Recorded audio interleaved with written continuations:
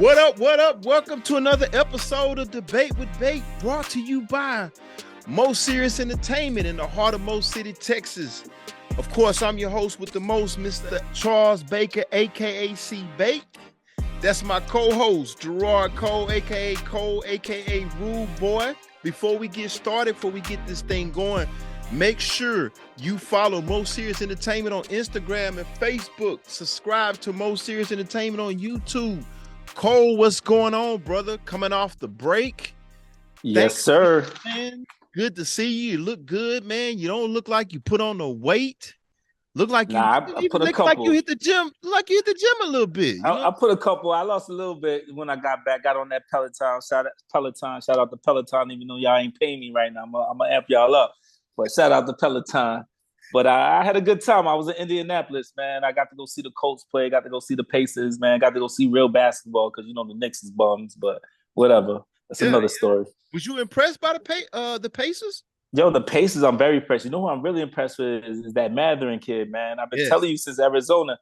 Yes, he'd be rookie of the year if it ain't for Bonchero. He'll be rookie of the year, man. Yes. This kid is nice. I agree, man. I think it's going to be out of him and Blanchero in Orlando. You did say it a long time ago. I think we both agreed, though, in the tournament that kid, Mandarin, probably had the most or one of the most pro-ready games.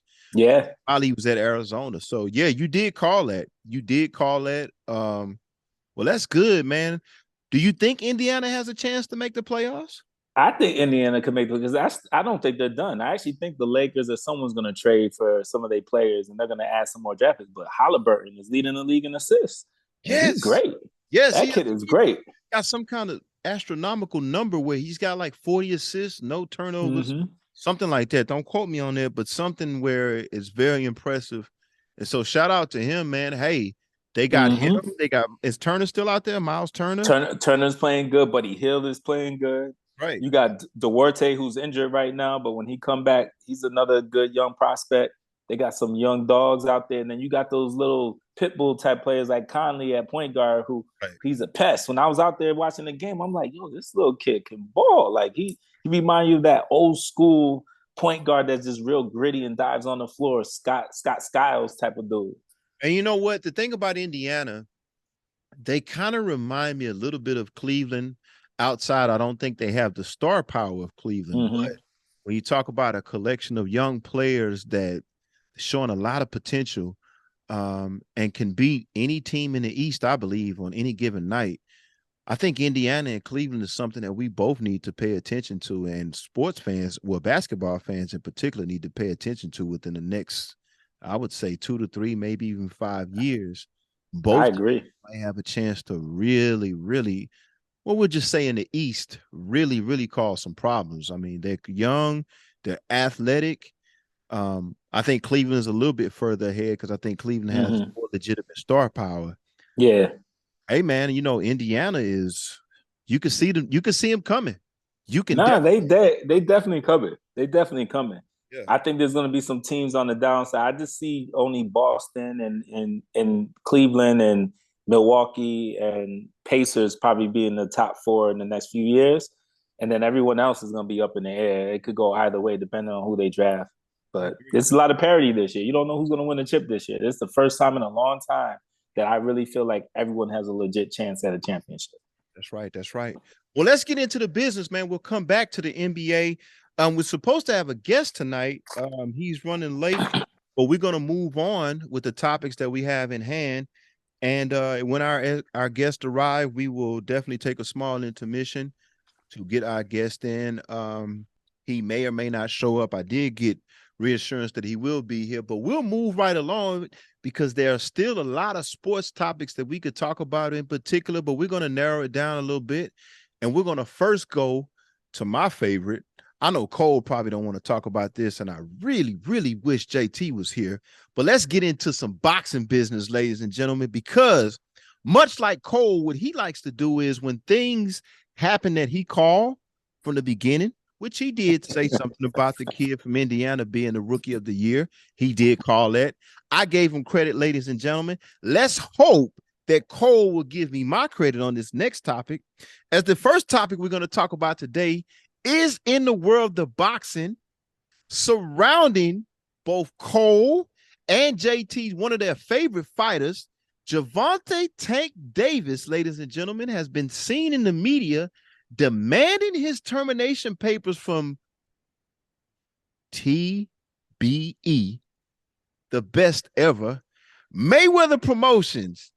In his tweet, and Gervonta Davis has put on his tweet, of course, we all know Gervonta is famous for tweeting things about Mayweather and then deleting them. He also deleted this following tweet I'm about to read, but there's also been other reports to show that, this tweet might indeed be true. I don't care, because I just want to keep going on and on about this best ever Mayweather promotion team. Gervonta tweets, and I quote, "When y'all gonna give me the termination papers?" Meaning y'all, ladies and gentlemen, meaning he's referring to Mayweather Promotions, and in particular Floyd Mayweather Jr. and Leonard Ellaby. Dan Raphael also reports that he got an interesting text from a number he didn't recognize, along with Leonard Ellaby and Steven Espinoza, saying, and I quote, "Tank, Gervonta Tank Davis." I want Cole to know that, because, I don't want nobody to think I'm talking about another Tank. But Tank is no longer with Mayweather Promotions. Leonard and Floyd have nothing to do with GTD, for those who want to act like they don't know what it is. That is Gervonta Tank Davis. Yes. And I quote, I'll continue to quote from Gervonta Davis' camp. "We are advised by Al Heyman, but we have nothing to do with Floyd or Leonard. Tank's next fight is set for January the 7th versus Hector Garcia in Washington, D.C. Hector Garcia, of course, being I believe the 126-pound WBA champion. So this is definitely not an easy fight, not the fights that Gervonta Tank Davis would get under Mayweather Promotions. But Cole, you are here, so you're going to have to take the brunt of the criticism for you, JT, and the rest of you Mayweather fans. Now, I have nothing. I've said it before 1,000 times on this podcast. I have no issues with Floyd Mayweather, the boxer. He is one of the best. I don't think he's the best, but it's arguable, very much up for debate, that he is the best boxer of all time. I really don't have a problem with that. I have a different opinion, but I don't have a problem with somebody saying that. But like I told Cole and JT and the rest of you Tank fans, I knew this was going to happen, or it had to happen. And simply because of this, ladies and gentlemen, yes, Cole is going to have to wait till I get done, because I got to get everything out. I got to bring everybody back up before I let Cole talk.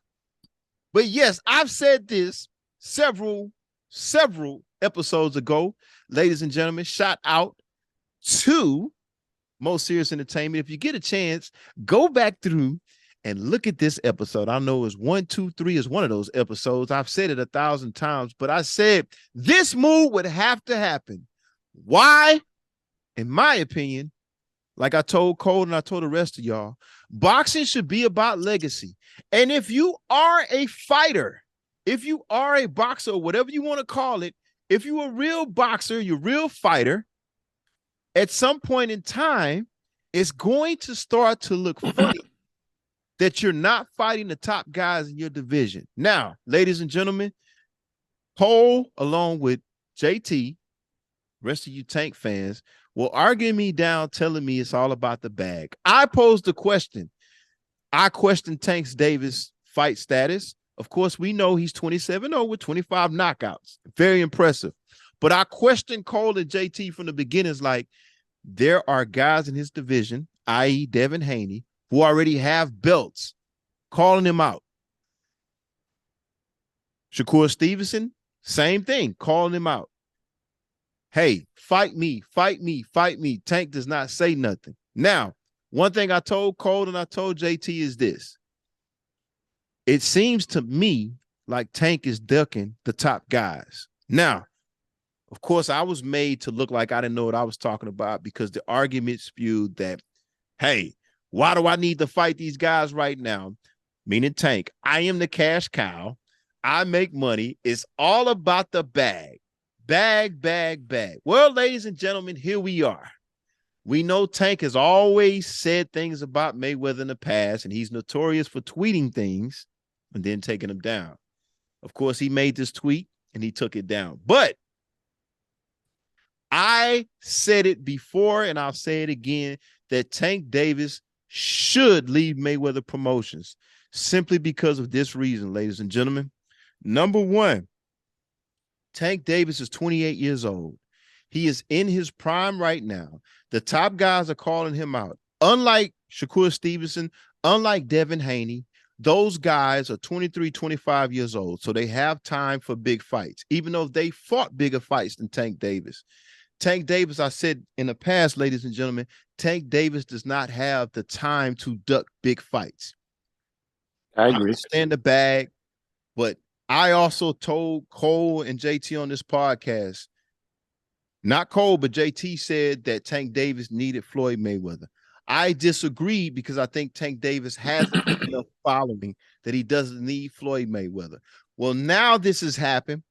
According to this tweet, he's going to leave Mayweather Promotions. He's still going to be under Al Heyman, which is PBC. Of course, Al Heyman and Floyd do business together. They've been business partners for a long time. But once again, like I told Cole, like I told Jason, it's going to come a time where Tank Davis is going to have to make a decision because he's not getting the big fights that he deserves to get. Of course, he's getting the bag. Of course, he's making money. But at some point in your life as a fighter, when you know you got somebody else in your division that's the big dog, and now we got Shakur Stevenson moving up to that 135-pound weight class where Tank is there, along with Devin Haney. The weight class just got a little bit more interesting. Again, Cole, I'm not surprised by this move. Tell me how you feel about this move. And can I please get my validation that I called this? And even if you don't want to say I call it, was I not advocating for this a long time ago? Please. I will admit and say that you were advocating for it. You called it. You were 100% right. And I'm glad. I'm glad because you're right. The more and more I thought about it and I sat on what you said, he needs to start fighting people. Dude. He needs to start showing that he's fighting people that have names. He needs to, build up that resume so that we could go down and say that he's one of the top boxers in the industry. Because right now, I personally don't think he's one of the top boxers in the industry because he's not fighting the people that he needs to fight to. So I'm pulling back all the stuff that I said, and I have to go with the Haneys and all the people that want to fight people. So until my man Tank shows me that he's willing to fight other people, I can't keep advocating for him, man. I can't. I'm not down for the ducking anymore, man. Right. And I think the move from Mayweather Promotion shows that Tank wants those fights. On January 7th, he will be facing Hector Garcia, who has a WBA World Championship belt. So when I saw him take this fight in January the 7th, I said to myself, he must be leaving Mayweather Promotions because he's not taking an easy fight. This fight, ladies and gentlemen, is not an easy fight. It's not a tune-up fight. He could very well lose this fight. Now, I do think he'll win, but he's facing a champion in Hector Garcia. Hector Garcia is going to come. He's going to fight. He's going to fight to win. And this is not the type of fight that Floyd Mayweather would get for Tank Davis. So based on that, and rumor is after that fight, he's supposed to fight Ryan Garcia. And Tank has been vocal on social media, starting social media beasts with Shakur Stevenson as well as Devin Haney within the last couple of days, saying that he'll beat all those guys. So the fact that Tank is coming out saying this, the fact that Tank took this fight shows me that he is, in fact, or leaving Mayweather Promotions, or what he's doing is actually something outside of what Mayweather Promotions would do. And he's taking risk fights. He's calling people out. He's being loud, exactly what I wanted him to do. And so I think it's a great move. I think Tank is realizing that time is running out. And hey, it is what it is. It is what it is. I tell you what, man, our guest just pulled up. So we're going to take a small intermission, get our guest in, and then we'll get right into the interview. But I just needed that validation from my co-host, Cole. I got you, man. I wish I had JT I call here. it spade a spade. I call it spade a spade. You called it. You right. I can't even question your boxing acumen, man. You should honestly you should be on there with my man from that be working with Jay Will and Keyshawn in the morning. That's right. I told you, man. I told you because at the end of the day, he's 28 years old, Cole. And really, to be honest with you, when you look at Tank Davis and what he does, how he fights, it's no reason why he shouldn't be taking the top fight. Mm-hmm. I mean, just out of my prediction, I don't think he beats. I think for sure he doesn't beat Shakur Stevenson. Mm-hmm. Shakur is the closest version to Floyd Mayweather Jr. After watching Devin Haney, I think he has a shot to beat Devin Haney, but I think both of those fights are very difficult for him. But with the type of power that he has, and then again, like I told you before on this podcast, him fighting Rolly, we knew that Rolly was going to be aggressive and come at him. He showed a lot of patience, and he showed me that he could box. So I do think Tank Davis has a legit, shot to beat a Shakur Stevenson, a Devin Haney, but he doesn't have that much time. He's 28 years old. He's a champion in his own right. Pay-per-view star. You don't need that to show that you're a champion. But with that being said, Cole, let's take a small intermission. We got our guest here, and we'll reconvene in a few minutes. Well, all right. 2 seconds, and then we'll get it going, man. Yes, sir.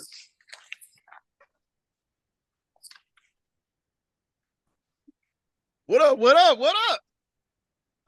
We got the legend in the building. What's the deal? What's the deal? Oh, man. Looking the same as 7 years old. Oh, man, I appreciate it, man. You still looking like the legend you are, man. What's the deal? Man. Oh, man. Man, I really appreciate that, man. There's some water there if you need some, man.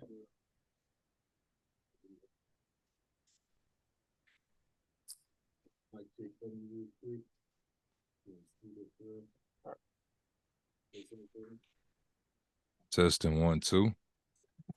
Yeah, we in there. What's good, man? Man, no complaints.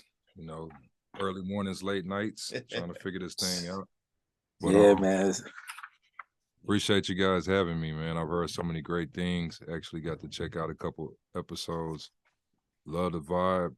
More importantly, the intentions behind what you guys are doing. So, like I said, it's an honor to even be mentioned on the show, let alone be a part of it. That's right. That's right. Cole, good looks, fam. This man that's sitting to my right here is a Houston legend. Let's get into it. First of all, I want to introduce you to my audience. Ladies and gentlemen, this is Michael LeBlanc, high school star, college star, pro star, had an AAU basketball organization.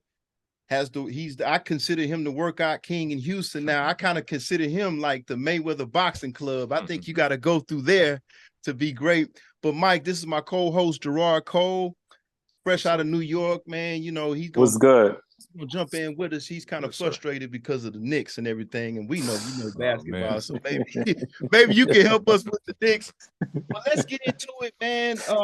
Mike, man, we glad to have you, man. It's good to see you. Yes, sir. First of all, let's get into you as a player. Of course, played at Strake Jesuit High School. Just to run down his resume, ladies and gentlemen, one of the top players in that school history, was a member of 4 consecutive state championship basketball teams at Strake Jesuit. I think that was the school. He was the school's first to do that. Yes, sir. Earned all-state honors as a sophomore, junior, senior. Check this out for all you Houston fans. A lot of y'all don't know this, but this was the first private school athlete selected to the Greater Houston Player of the Year, a bit of history that a lot of you youngsters don't know about. Played at University of Connecticut, Vanderbilt, HBU, 2-time All-American, 1999-2000. Also academic All-American, All-Region, 2-time All-Conference player, E.C. Coleman Most Valuable Player in 1999, Inducted into the HBU, Houston Baptist University Athletic Hall of Honor in 2008. Played overseas for several teams. Let's get into your high school career, Mike. I know that's a long introduction. No, I appreciate you, Bake. So let's talk about it, man. Obviously, an impressive resume in high school. Again, overall record, 105 wins, 15 losses total in high school. You know, your average from a junior went from 15 points to 24.1 points, highly recruited by Big East teams in the Houston area, which is big because, again, a lot of people don't understand for teams like UConn and Duke and Syracuse to come down here and recruit a kid from Houston is big. Obviously, your career was great when I look at everything. But I want to get this from you, and I think people need to hear this. How would you rate your high school career on a scale from 1 to 10? I mean, it looks great to me. It's probably one of the best high school careers I've ever seen, but be interested to hear how you think. I mean, it's kind of surreal to look back on it now. At the time, the motive and the initiative was also always just to put Houston and Texas on the map. You know, a lot of times we went to All-American camps, boys. Hey man, where your little steers and your horses and stuff? Where you park them at? You got basketball shoes? Where the Spurs at on the back? It was really about getting respect. You know, most people thought when they heard Texas, oh, he's just an athlete, football, run and jump dummy, you know, that type of thing. So to be in the moment and be accomplishing some of those things you spoke on, you don't really think about them. You know, you're just out there really trying to do what's best for yourself, do what's best for your team, do what's best for your family.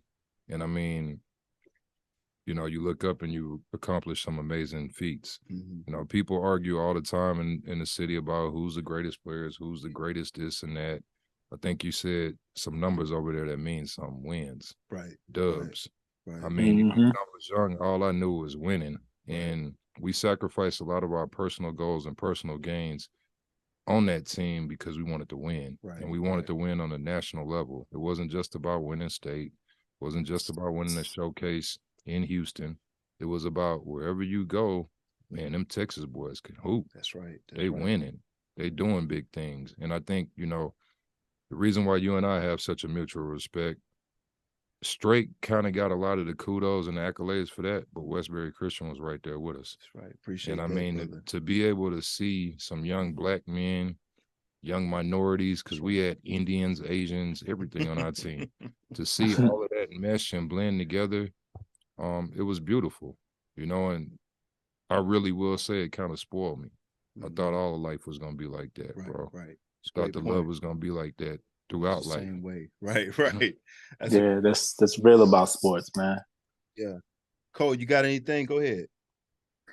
Like, what was your most memorable, like, high school experience playing against, like, anyone famous, anyone who was, you know, bound to be, like, going to Duke or one of the big majors? Like, do you have any memory of any such matchup? Yeah, Mr. Conn, I'm gonna tell you a funny story right quick. That kind of, you know, you loaded the question, but you already kind of previewed it. So a lot of people don't know this. I was about 15 years old. They pulled me out of class. Hey man, Coach K's on campus. Whatever, y'all. Wow. So, you know, all of a sudden we have a makeshift like PE/lunch break. So I'm basically working out and training for Duke. And I look at and they brought some guys from other schools, Westbury Christian, some other schools.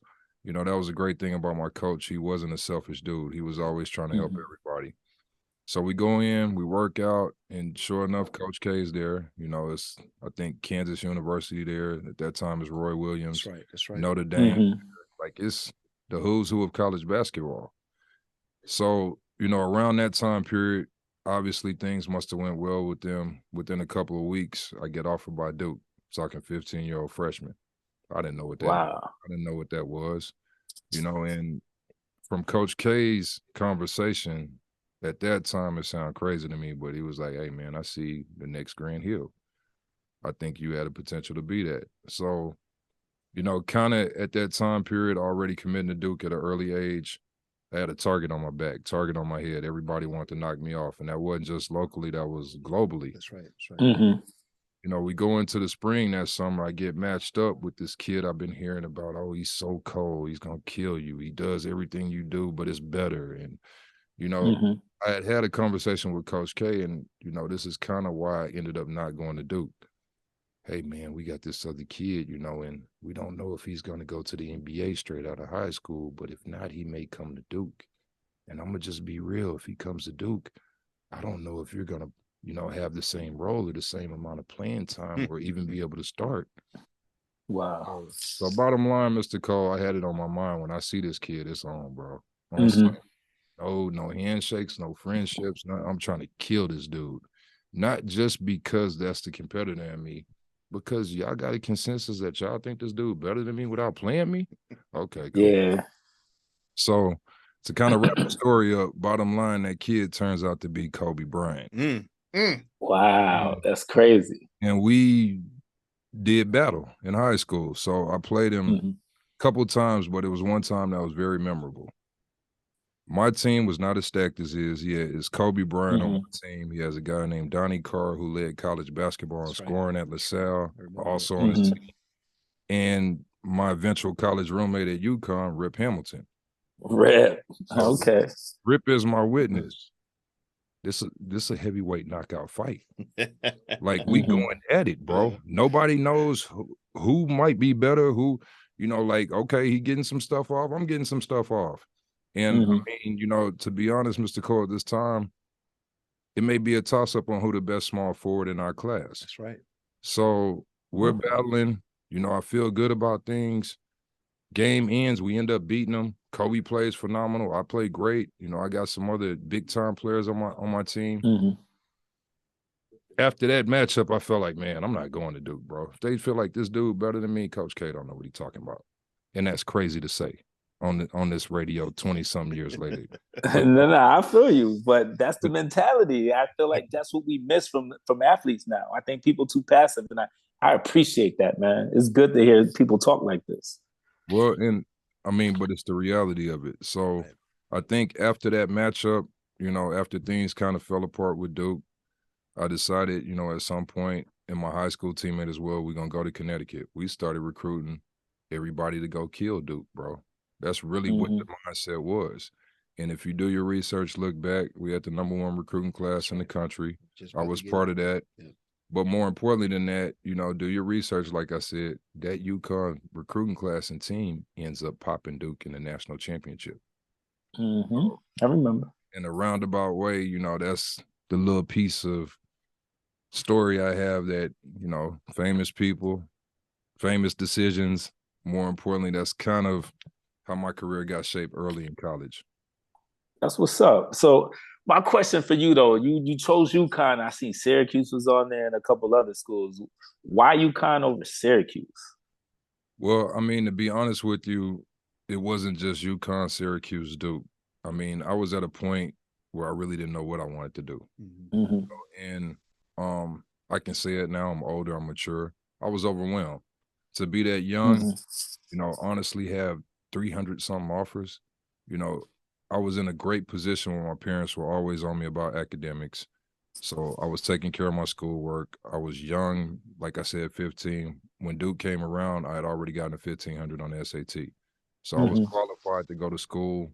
Everybody knew I was going to be qualified. So you can imagine the recruiting kind of went to another level. For me, not being a jerk and, you know, wanting to give everybody a chance, wanting to be a good man, really hear everybody out, I'm taking recruiting calls all day long. I'm talking to people at school, at home. I go home, it's 30 voicemails on my parents are going crazy. You got to figure out what you're going to do. So when it came down to the last 5 schools, I took a visit to Stanford. I took a visit to Florida, University of Connecticut, obviously. I'd already visited Duke, had already visited Michigan, some other places. I just really went with what felt right at that time. You know, and I think UConn really rolled the carpet out. You know, some people will say they did whatever they needed to do recruiting-wise. At that time period in life, He Got Game had just come out. That's right. Ray Allen. You know, the movie is off the chain.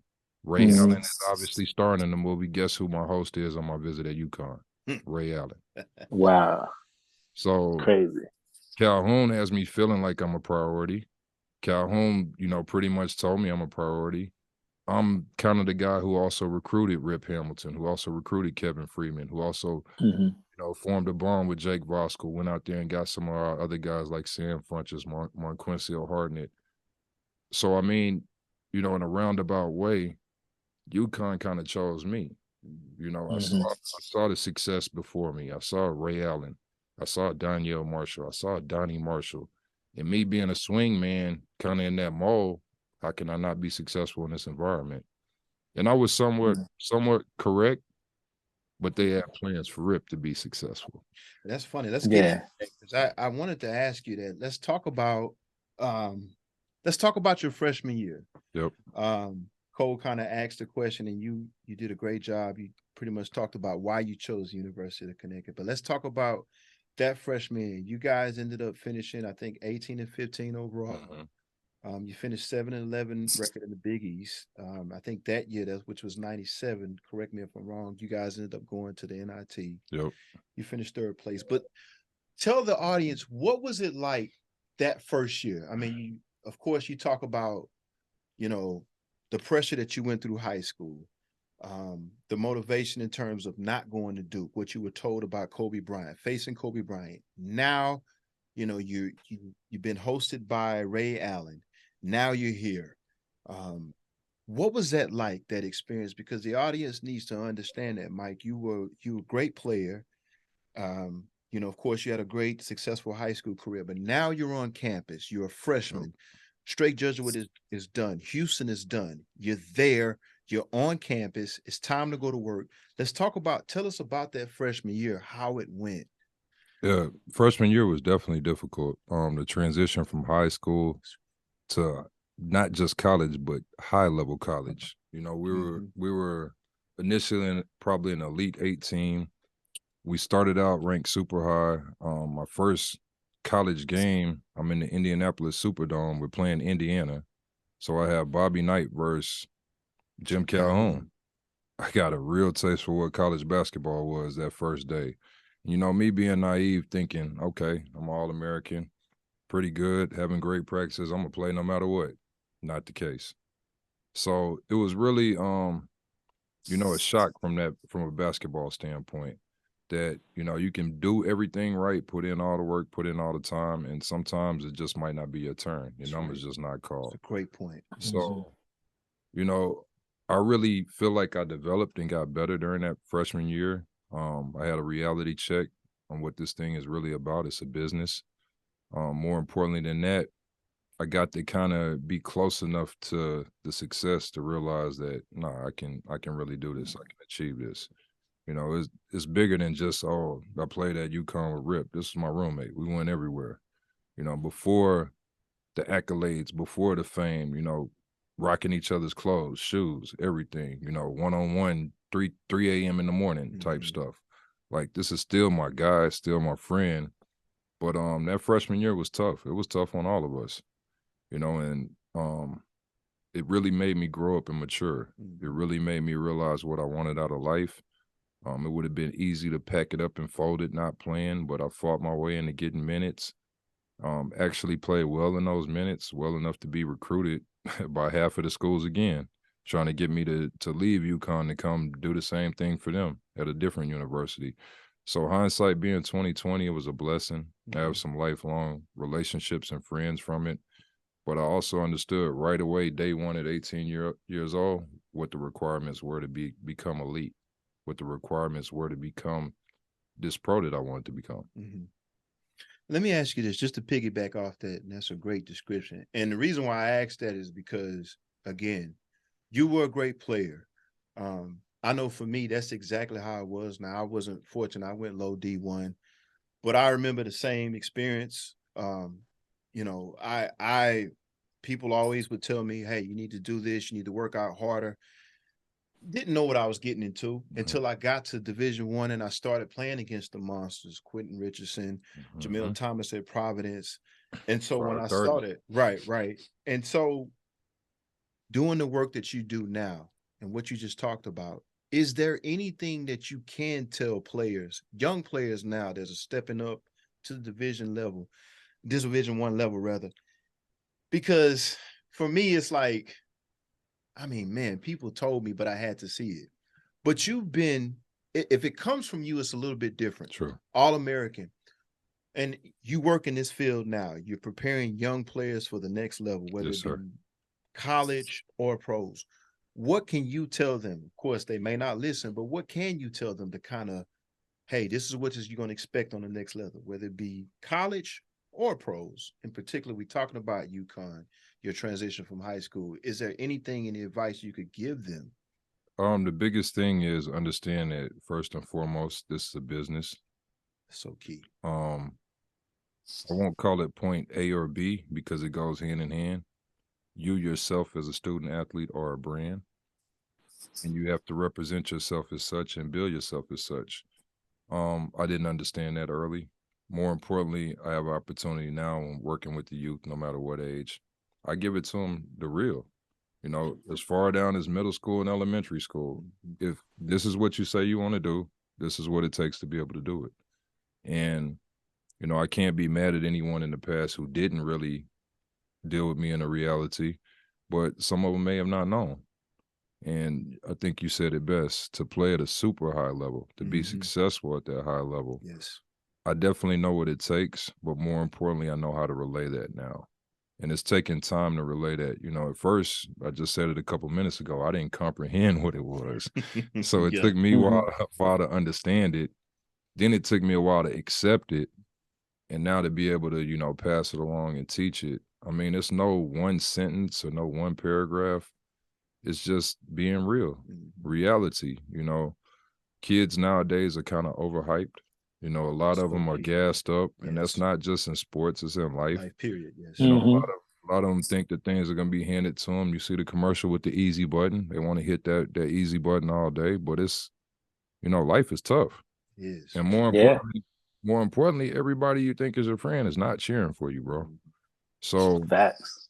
You know, to be successful in this nature, in this business, you have to be hungry, you have to be dedicated to it, and you have to have a plan, bro.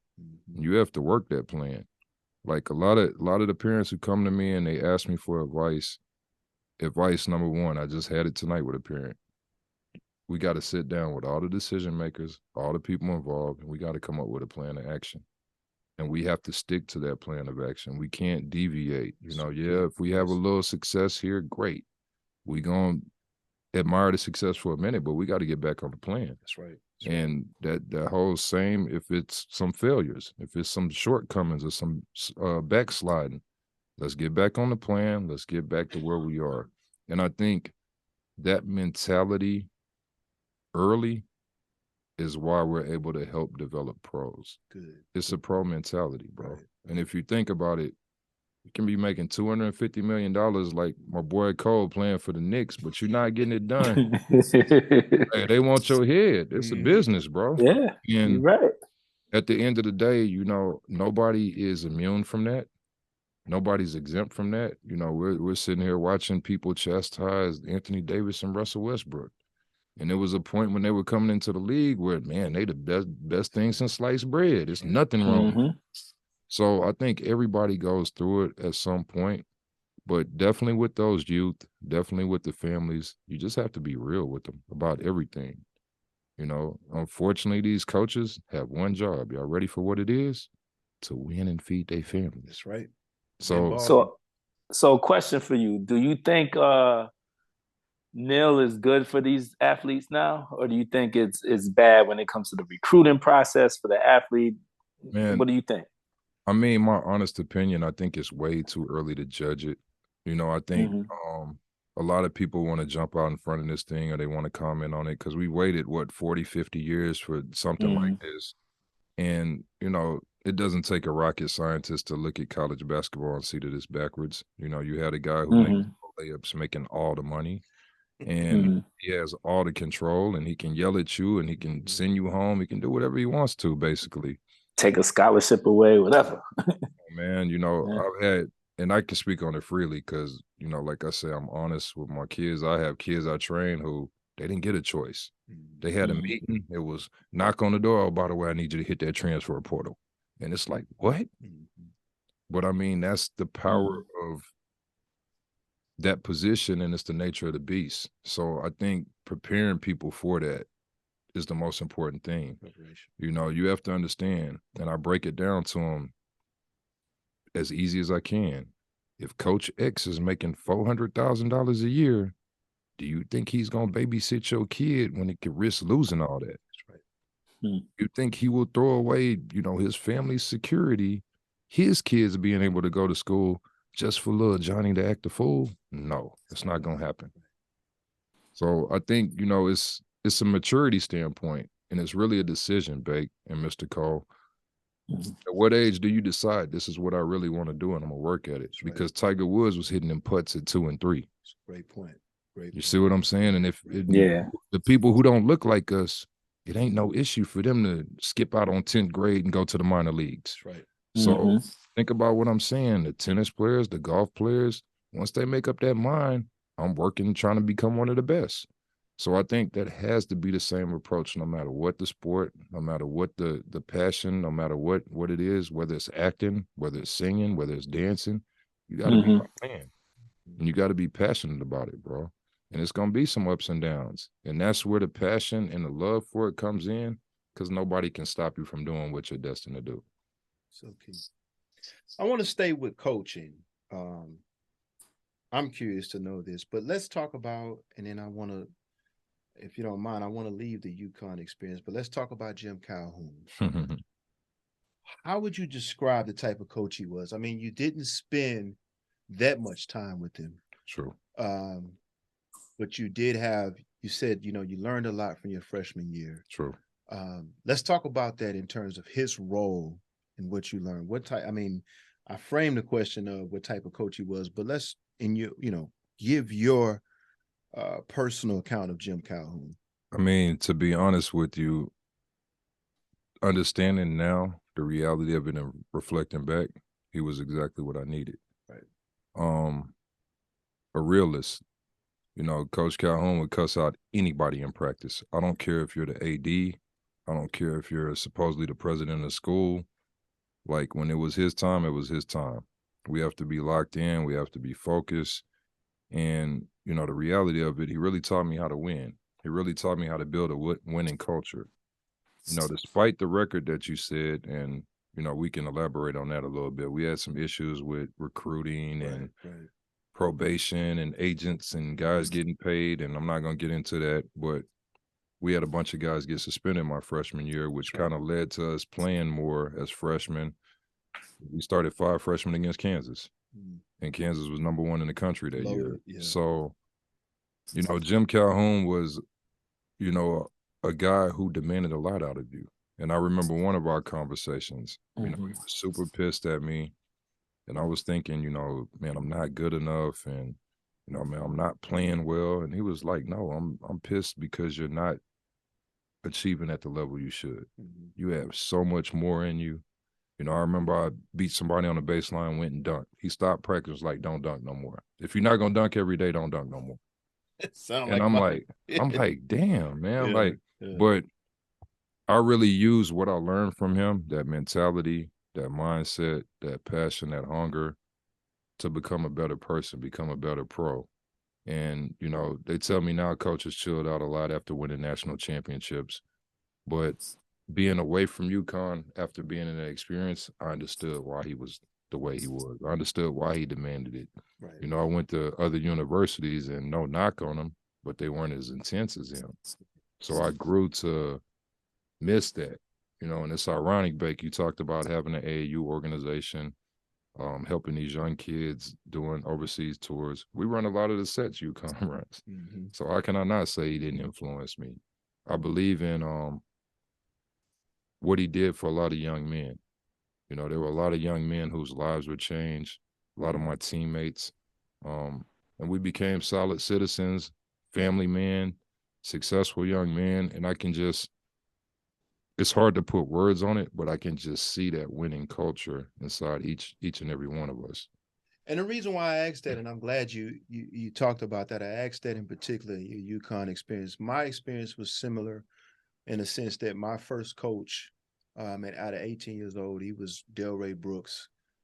He coached with Rick Pitino at University of Kentucky those years that they won championships. And I remember, and when I hear you say that, I had the same. When I look back at my career, I actually thank God I had Coach Brooks my first year, because I kept saying to myself, if I can make it through that, and like you, I went to different universities after that. Like you, from my freshman year all the way till I finished, my career got better. When I got older, I attribute my success to having that coach, that kind of coach, that type of coach, my freshman year. And, he prepared me, Coach Brooks prepared me. It was a lot of, at 18 years old, I couldn't understand. True. But I'll never forget, much like what you say, Coach Brooks taught me about winning, and we didn't win that much. We had a lot of issues on our team as well. But I remember him explaining to me, how committed you had to be. And he kept pushing me, saying, you think you're giving a lot, but you can give more. And so I took that year, how hard we worked out, the mental, stability that he taught us. I took that and I applied that to the rest of my years. And it was actually easier for me because I had that tough coach at the beginning. So that's why I asked you that, and you hit the nail on the head with that, because again, when I was 18 years old, I was like, man, this dude, and it was rough for me because unlike you, well, let me say this, Coach Brooks did have a winning resume as an assistant coach. Sure. But when you get to that, era in your life, 18 years old, we had a lot of freshmen, and he pushed us so hard. And it was difficult for us. It was even more challenging for us because we didn't have a conference. We were independent. Sure. So he was pushing us to get to the tournament. Well, with 8 freshmen, you got to win 30 games. Yep. And then you still got to have the committee, put you in. So I thought it was just what he was doing. I thought it was crazy. But when I look back at it, just like you, it really prepared me. And that's why I asked that question. When I look at your career, I see you at UConn, I see you at Vanderbilt, and then you go to HBU, and then, we'll get to that next. But when you get to HBU, it's kind of like, bam, you see the success. Yep. And much like me, I was the same way. But that's because when I got to my other universities, I knew what it took. True. I played some of the top guys in the country, not as frequent as you did at UConn, but I understood what it took. True. And so the preseason workouts wasn't nothing for me, whereas other kids were complaining.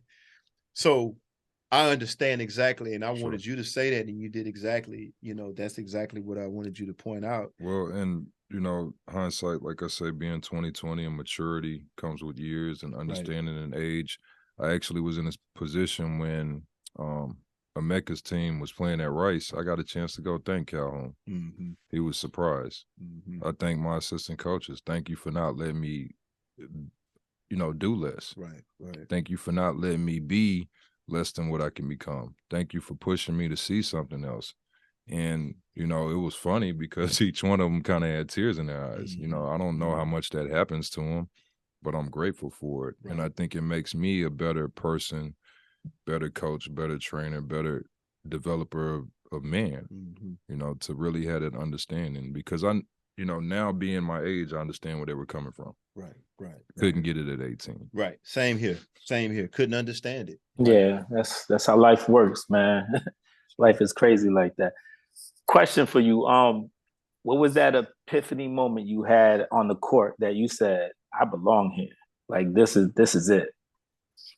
It was actually a couple of them, since we've been talking a lot about college, probably the first time I really had that UConn jersey on, went bananas in the game, and I could tell it was pissing Calhoun off, because for me, like the quote he always told the media and told me was, I can't let him just be a one-trick pony, because he felt like I was an unbelievable offensive player, but I didn't play as hard on defense. I didn't compete as much.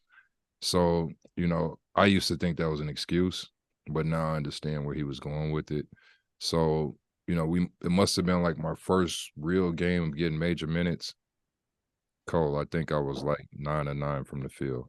I had like 18 Wow. points in 7 minutes or something like that, 8 or 9 Wow. minutes. And I mean, the crowd was chanting my name. You know, I was getting media questions after the game, like, why the hell aren't you playing more? You don't miss. Mm-hmm. You know, and we had a blue and white scrimmage that really was the moment for me at the beginning of that season. You know, and that's what kind of led me to thinking, man, I'm about to play. This is about to be easy. Mm-hmm. Opposite team of Rip Hamilton. My team ends up winning. I have 30. And I mean, Mm-hmm. it's not a quiet 30. It's dunks, alley-oops, it's NBA threes. And that was kind of the point where Calhoun was like, man, I need to stop this before he thinks this is going to work. So, Mm-hmm. you know, those were kind of the moments where I knew for sure, nah, I belong out here. You know, and it was Mm-hmm. the moment sprinkled in between, like being a freshman looking across and I'm guarding Paul Pierce, and he on the #1 team in the country. And that's who coach told me to guard. You see what I'm saying? Mm-hmm. It wasn't me going, hey, I want to guard the best player. That's who Mm-hmm. he wanted me to guard. So, you know, it was moments like that. You know, Charles brought up a good one, being across from Providence and everybody on the team scared as hell. And I'm like, what are y'all? Nah, bro, you got Sham God. Why am I guarding Sham God? I played the 3. He's a point guard. But but it's like, you know, those type of moments made me realize, like, okay, maybe I'm supposed to be out here doing something. If Mm-hmm. I can be on the court with 530, Jamel Thomas and Sham God and Damon Brown and all these, like, Mm-hmm. these the dudes I was just watching last year, you know, competing in the Big East tournament. So I think all those sprinkles, and then there were others at Vanderbilt, you know, being player of the game against Kentucky, being player of the game against Florida, who won a national championship that particular year. You know, all those were indicators that not just I belong, I'm supposed to be doing something with this. You know, maybe I can really feed my family with this one day. Maybe I can, you know, create generational wealth through this thing. That's really what It's so thank you for sharing that. It's so interesting that you talk about these hard experiences that must come as blows to athletes such as yourself who come in, you know, 5-star recruits, come in there. What do you how do you think, or do you think that colleges need to do more in regards to providing more mental health support to athletes? Because I think for me, if I came in as a 5-star athlete thinking I'm going to play and then not play, or, you know, have a tough coach who's, you know, comes off like a Calhoun or Tom Thibodeau type of nature, that could be devastating. Yeah. You know, did you recognize during your college years individuals that needed mental health counseling? Did you need Well, it for yourself, or do you think that's I'm gonna something be that should I'm gonna be automatically be open with provided? you. I think it definitely there's a necessity. Mm-hmm. I didn't have it per se when I was at UConn, but yeah, it was traumatic, bro. You know, to put it in short, not just about the playing, not just about, you know, dealing with coach yelling and screaming and cussing you out. You know, that part was at the time demeaning, but Mm-hmm. you know, for me personally, it was on another level. My first freshman year, we probably played on national TV 30 times. So it Mm-hmm. wasn't just I'm not playing on national TV. That's right. And now everybody's calling, are you hurt?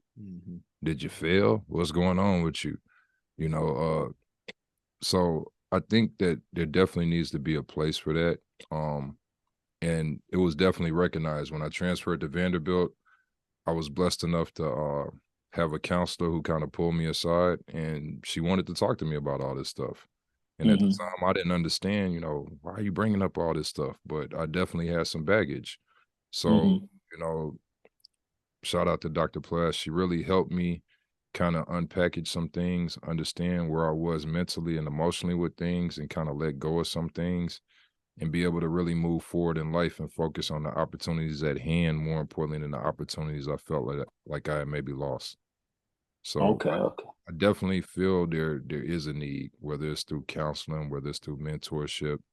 And, you know, as you bring that up, Mr. Cole, I Mm-hmm. actually do that within my training company. So all the college players that train with me, I try to reach out to them on a normal basis. Their parents really appreciate that. I try to bridge that gap, you know, and even sometimes hopping on FaceTime just to really get a sense of how they feel, how they look. We may never talk about a basketball bounce. Mm-hmm. It may straight be about school, social life, what's up with the girls, You know, are you staying out of the clubs, that type of stuff. So I think there really has to be a liaison or some kind of network set up for these kids to be able to vent, to be able to express themselves, to be able to, you know, like I said, unpackage everything and become better from it and be able to mature and grow and move forward.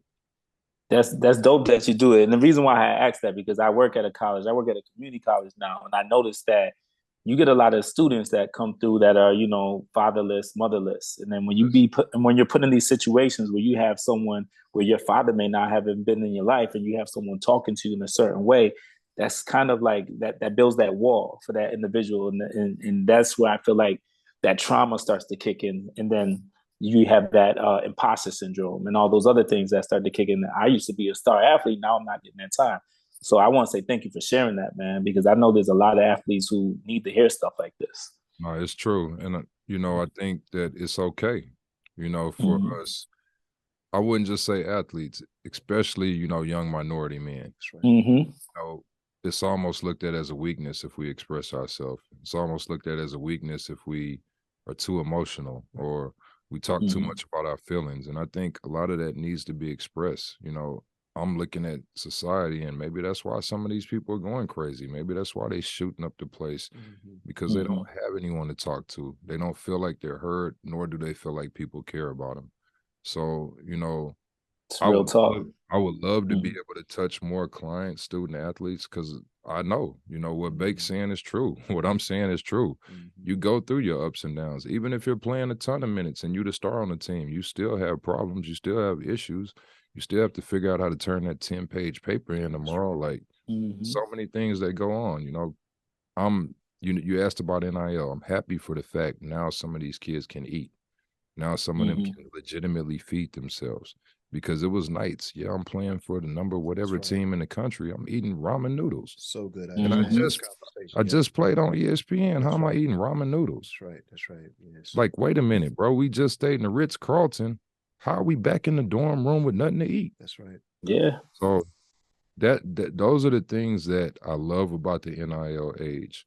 Now, unfortunately, there are some negative things that come with that too. You have some people who probably don't deserve some of the things they're getting through NIL. And you know, I can't be a hater about it, but you know, parents ask me all the time, should I go to college for the NIL? I said, unless you got blue eyes and blonde hair and look good in it, you're probably not gonna get no good NIL deal because that's who they really looking for. The people who can sell products. Big point. Yeah. So, you know, it's just really being open and honest about the things. And I like the question that you asked because there's so many things that are packaged into being a student athlete, and people just see the success. They don't realize even the most successful athletes have issues, have problems. You know, I'm not gonna say any names, but some of the names we talked about earlier were the reason why we had that terrible season at UConn.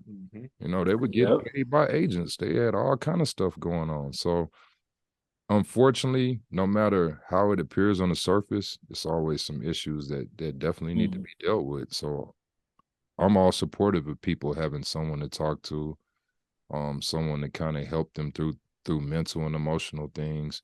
More importantly, just someone to bounce ideas off of. I think that's important. You know, everybody in life at some point should have some kind of mentor. For a lot of people, it's their parents. But like you say, not everybody has parents or a good relationship with their parents. So they look to their uncle or their aunt or their grandma or the church pastor or the youth coach like myself or, you know, the family friend that really cares about them. So I think if colleges could do something to implement something to help these kids, it definitely would leave us better in society. You know, we have so many fragile teenage to young adults that turn into these problem adults because nobody's ever given a damn to help them. Nobody's ever, you know, extended that olive branch.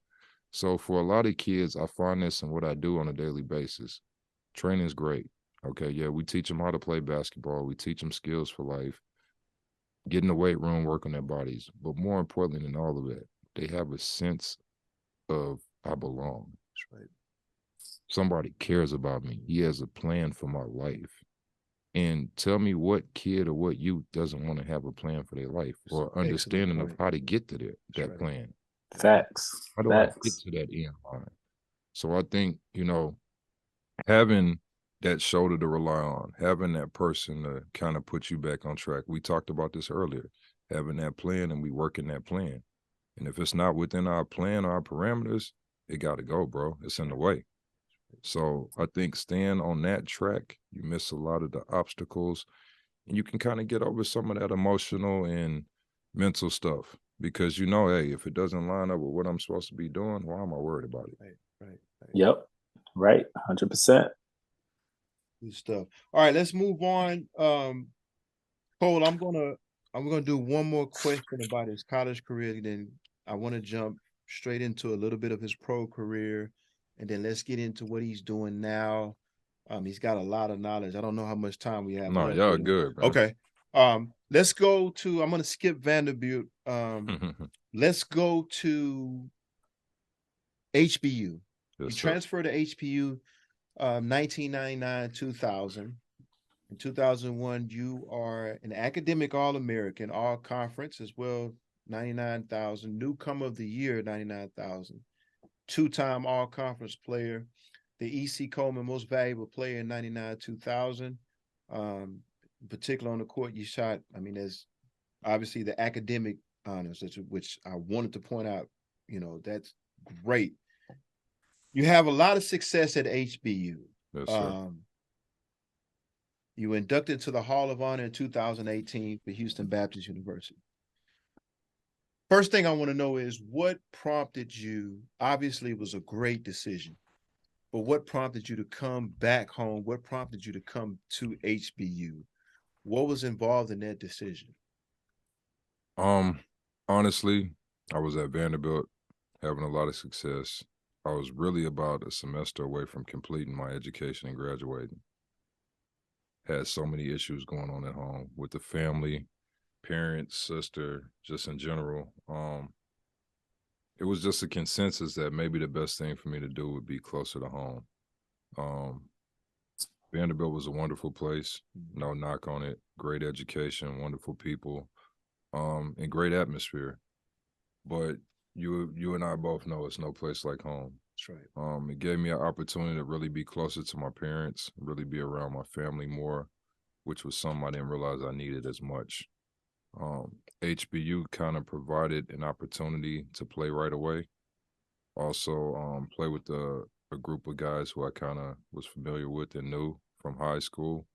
In addition to, the key component for me, practice over, game over, whatever, I can hop on that 59, 69 freeway and be at my house in 10 minutes, 15 minutes. Right, at home. So, to get the home cooked meals, to be able to sit there and fellowship with dad, mom, those were kind of my sounding blocks to bounce ideas off of, to kind of keep me in the right place, keep me in the right track. So although it probably didn't make sense to everyone else, it made perfect sense to me. This is what I needed to do. This is what I needed to do to really finish up strong in college, because I knew eventually I wanted to have an opportunity to play as a pro, but you got to have that film. You got to have those stats. You got to have that experience. So in a roundabout way, HBU really provided me the platform to do that. Good. Cole, you got anything for HBU? Nah, you pretty much answered the question I was going to ask. Yeah, that was pretty much, he answered what I was going to ask. All right, let's go to October 2002. Professional athlete, Fever. Now you played professional basketball overseas, Colombia, Canada, Chile, Mexico, Bolivia, Argentina, Venezuela, Puerto Rico, Saudi Arabia, Syria, Israel, Croatia, and there's many more, Philippines. 25 of them. That's right. And that was probably, let's say, like it was about 9 years you did that. With a wealth of experience overseas, what is the best advice you can give an American player going overseas? You obviously got a lot of experience. We know you were a great player. Now it's a new adventure. Now you're going over to a different country. You got to learn a different language. You got to live. Of course, you're going to live the basketball lifestyle, but now we're into the professionals. You're getting paid for it. The language, everything. Yes, sir. What is the best advice you can give an American player going overseas with all of this knowledge and experience? It's a lot, but honestly, the first place I start with all of them, got to be a professional. It's a business just like it is in America, and it's a global business. And when you kind of are in someone else's neck of the woods or their country, you got to follow their culture, got to embrace their culture, got to try to learn and study it. You know, that's the most respectful way to approach the job. And for these guys who are traveling in different countries, if you will operate like that, you will be successful. You know, it's an understanding that it took me time to really get. I'm not in America. Things are not going to be perfect. That's right. It's always going to be something wrong with the situation. So let me embrace the positive as opposed to complaining about the negative. And I think, you know, a lot of times we come off as Americans who are spoiled, you know, opinionated, kind of, you know, the rest of the world sees us as spoon fed. That's right. That's right. So any given situation you go into as a professional athlete in another country, you got to kind of negate some of those opinions and thoughts about you. And the one way you do that is by being open-minded and embracing, you know, learning, being in a growth mindset. So I try to teach all my clients and guys that, you know, guys I mentor, interact with, operating in that growth mindset is the key to this, no matter where you are in the world. I'm always ready to learn something. I'm always humble enough to learn something, and there's always something to be learned. So if you have that type of approach, and it's going to take experience because a lot of people have been programmed not to like you as an American, not to like you as an import, Right. you know, and I have to give them the real understanding of what it is. Imagine if a guy's coming over here to Russia and now he's in your high school, he get all the shots. He get to do whatever he want to. Sometimes he don't practice. Oh, by the way, the girl you've been trying to talk to for 2 years is in love with him. She ready to go to the prom with him, do whatever. You would feel some type of way about that Russian kid too. Right. So as I unpackage it like that for these American imports, they have a better sense of what they're going into. You know, the key to this, like I said, is a growth mindset. Your job is bigger than just playing basketball. That's a great point. They also want you to teach the younger players on the team. Teach, you know, and that's something that's direct and it's also indirect. You know, can they learn from your work ethic? Can they learn from how you carry yourself? Can they learn from how you deal with the media? You know, all those different things are kind of unwritten in the contract. This is why we're bringing you here. You know, and for me, I really understood that. I played in Slovenia. Part of my job title was, hey, practice is done. You got to train the youth team. And I'm pissed. I'm like, bro, why do I got to do this, man? Like, play basketball. Like I'm here to hoop. Right. You know, I'm thinking this job is about me. Finally at a high level. I'm at the Adriatic League. We play Euro League teams. We play like some big time teams, big time clubs, traditional clubs. But I got to go train the kids after this. Like, what are y'all on, bro? Right. It's a lot. Right. So You know what's so amazing about that is as you tell the story, I start picturing how our life begins and where it ends, and how all this stuff that you had to do after the game and after practice, how it translates to what you're doing now. So man, that's beautiful right there, man. But I'm gonna hit you with it, Cole. So God prepares us for everything, and if we just do what we're supposed to and try to live right and walk righteously in that path, you look up and damn, I'm already ready for this, and you don't even realize it. So I'm gonna illustrate that point because I wasn't gonna go in detail, but I might as well. In Slovenia, arguing with my coach has nothing to do with us in hooping. Our team is killing. I gotta go. What? We just did a 4-hour practice, bro. I'm not going in there for 2 more hours with these kids, bro. What are you talking about? Arguing me down. Well, this is your job. Read your contract. You know, it's at the bottom of the contract. You know, this almost is more important than playing in the games. So I didn't get it at that point, obviously. But we're arguing. Man, that kid right there, he's going to be the best kid ever out of Europe. Matter of fact, he's going to be in the NBA one day. He's going to be the best kid.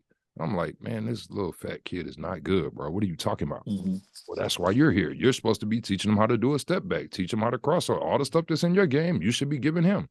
So we have a full argument, and this is one of the greatest coaches in Europe. But I can talk to him like that because we have respect for each other. Bottom line, Mr. Cole, I look up about 3 years later after I leave Slovenia. This little fat kid in Spain killing. Wow. This little fat kid is the MVP of the top league in Spain at 18. Cole, I look up about 5 to 7 years later, this little fat kid they had me working with is not in the NBA. By the way, the little fat kid plays in Dallas for the Mavericks named Luka Doncic. Dang, man. That's crazy, man. So that's when I started realizing who I was and why God was putting me through all this stuff.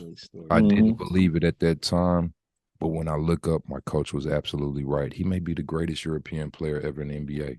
Yes. Wow. And they right. But understand something, Mr. Cole, they had a plan for him. They were bringing all these imports to give him game. They were bringing all these different people to work with him. He wasn't the only one who was good on that team. I look up Gorgon Dragic is on that team. I look up Gorgon's little brothers on that team, the other Dragic. I look up, they're in the Olympics now. They're in the Final Four. Those are all the kids that were in the gym that I didn't want to work with, bro. That's crazy, man. So, I mean, it's a lot of days in this, but, you know, it goes to your point. Like, you know, I didn't want to elaborate, but you said it, man. Like, some things in life we're conditioned for and prepared for without even knowing it. And, you know, I'm just glad that I was present during my lifetime to really absorb some things. People used to, man, what are you doing? Why are you writing everything down, bro? Because now I got it. You know, now I can pass it on effectively. You know, I know all the details. I know all the ins and outs. I know if we're doing X amount of reps, how many sets we supposed to do it at. You know, I know how to increase certain things. And, you know, it's phenomenal. God just really put the right people on my path at the right time. And I look up now and I'm a sum total of all those experiences and all those events. This is amazing, man. Because I, without even knowing you, I could see the maturation from how you started speaking to now of how you just evolved throughout your whole life, man. And I think this is the type of podcast that needs to be shown to a lot of young athletes, a lot of young people, because I think it could be so impactful because you're very relatable when it comes down to, you know, just speaking about life. So this is why I had to have him in, Cole. Appreciate that. Yeah. I'm always willing to do this, man. I feel like, you know, we go through everything in life for a reason. And sometimes it's not even for us. Right. And if we're not humble enough to share those accounts or not humble enough to really listen to people and relate to them, we kind of miss out on those opportunities that we're presented to really help people, bro. So, I mean, you know, I told you at the time I didn't get it. I wasn't humble enough to understand that, man, this is going to make me better in life. But it's also why I really preach that growth mindset, because you never know what you're going through or why you're going through it or what it pertains to later. So yeah, real talk, man. Real talk. It's definitely what you're saying is helping me because I look at my career trajectory and I talk about this with Bake all the time. I'm like, man, I got 2 master's degrees. I should be here right now. And I'm going through this at work or whatever. And then sometimes I have to step back and I'm like, you know, and I tell this to my students all the time, especially the ones that I could talk about, you know, religion to. I say, you know, just believe that every single time you go through something in your life, it's a season. And that's because God's preparing you for the next season. So you got to take whatever it is, good or the bad. And I have to be able to look at that and say, you know what? I'm going to use this tool somewhere, some way, somehow. This anger that I have, this imposter syndrome that I might have, or whatever it is that may be occurring in my life. There's a reason why you go through it now, so that you could use it later. And I see that you doing the same thing now. The things that you didn't even realize, like talking to the coach, you using it now, and it's made you 20 times better at what you do. You know, so. And that you just said it, man. And the key to that thing is being able to reflect. You know, a lot of times we want to forget, man, let me hurry up and get rid of that bad memory or that bad thought. A lot of times the things that don't go right in life are the things you learn most from. You really can correct some situations and maybe help somebody else not even have to go through that. So, you know, I'm a big fan of being able to share who you are as a person, sharing those experiences, because I've seen the impact. You know, you never know what somebody's really going through in their life. You never know what trauma, what situations, problems, stress, burdens. So to open up sometimes and be free with people, God can manifest and use that to really help somebody else. And it may not even just be me and you talking, like you say, it's somebody here in third party. Or maybe it's Bake, or maybe Bake's playing it in the car and somebody who he didn't realize was supposed to get that message. So it's really important to speak on things when it's necessary. You know, that's really how we learn, bro. That's right. You know, you have to learn from history and have to learn from the past. Think about if Dr. Martin Luther King had nothing to say. Where would we be as a race? Yeah, you're right. You're right. So obviously, Mike, now that we're getting into your professional life, of course, sir. I mean, you've been, you know, athletic coordinator, a chairman of the board at Leap. You've been a director coach at God First Crusaders. Shout out to Eric Smith, the AAU organization. Heard a lot of great things about that. You've got Performance Training Institute. I want to talk about that. Now, you've obviously had success with that. And what I mean by that is, you know, obviously I hadn't been over there, but I've been seeing you online. I see what you do with young men as far as, you know, on the basketball court, and then hearing you talk about some of the things you do with them off the basketball court. What is your goal for Performance Training Institute, and let's say in 10 years? I mean, you're on a trajectory, I think, from the outside looking in, you're successful. But what do you see it, or what would you like for it to see in a perfect world? You know, of course, we're talking about, you know, we never know. Right now, we get in this discussion. We never know what God has planned for us. Of course. But in your mind, what is your goal for Performance Training Institute in about maybe 5 to 10 years? I mean, if things continue the way it goes, what does that look like to you? What does it look like to you? I mean, the whole idea behind it and the whole objective, of course, is God willing, but to utilize PTI as a vehicle.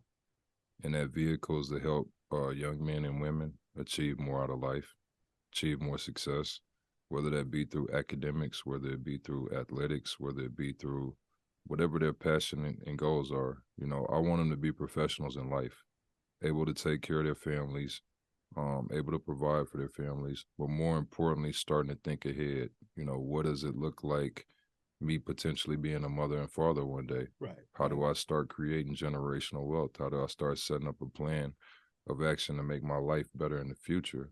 So, you know, I think PTI, the trajectory of the growth, hopefully we'll be able to help more people.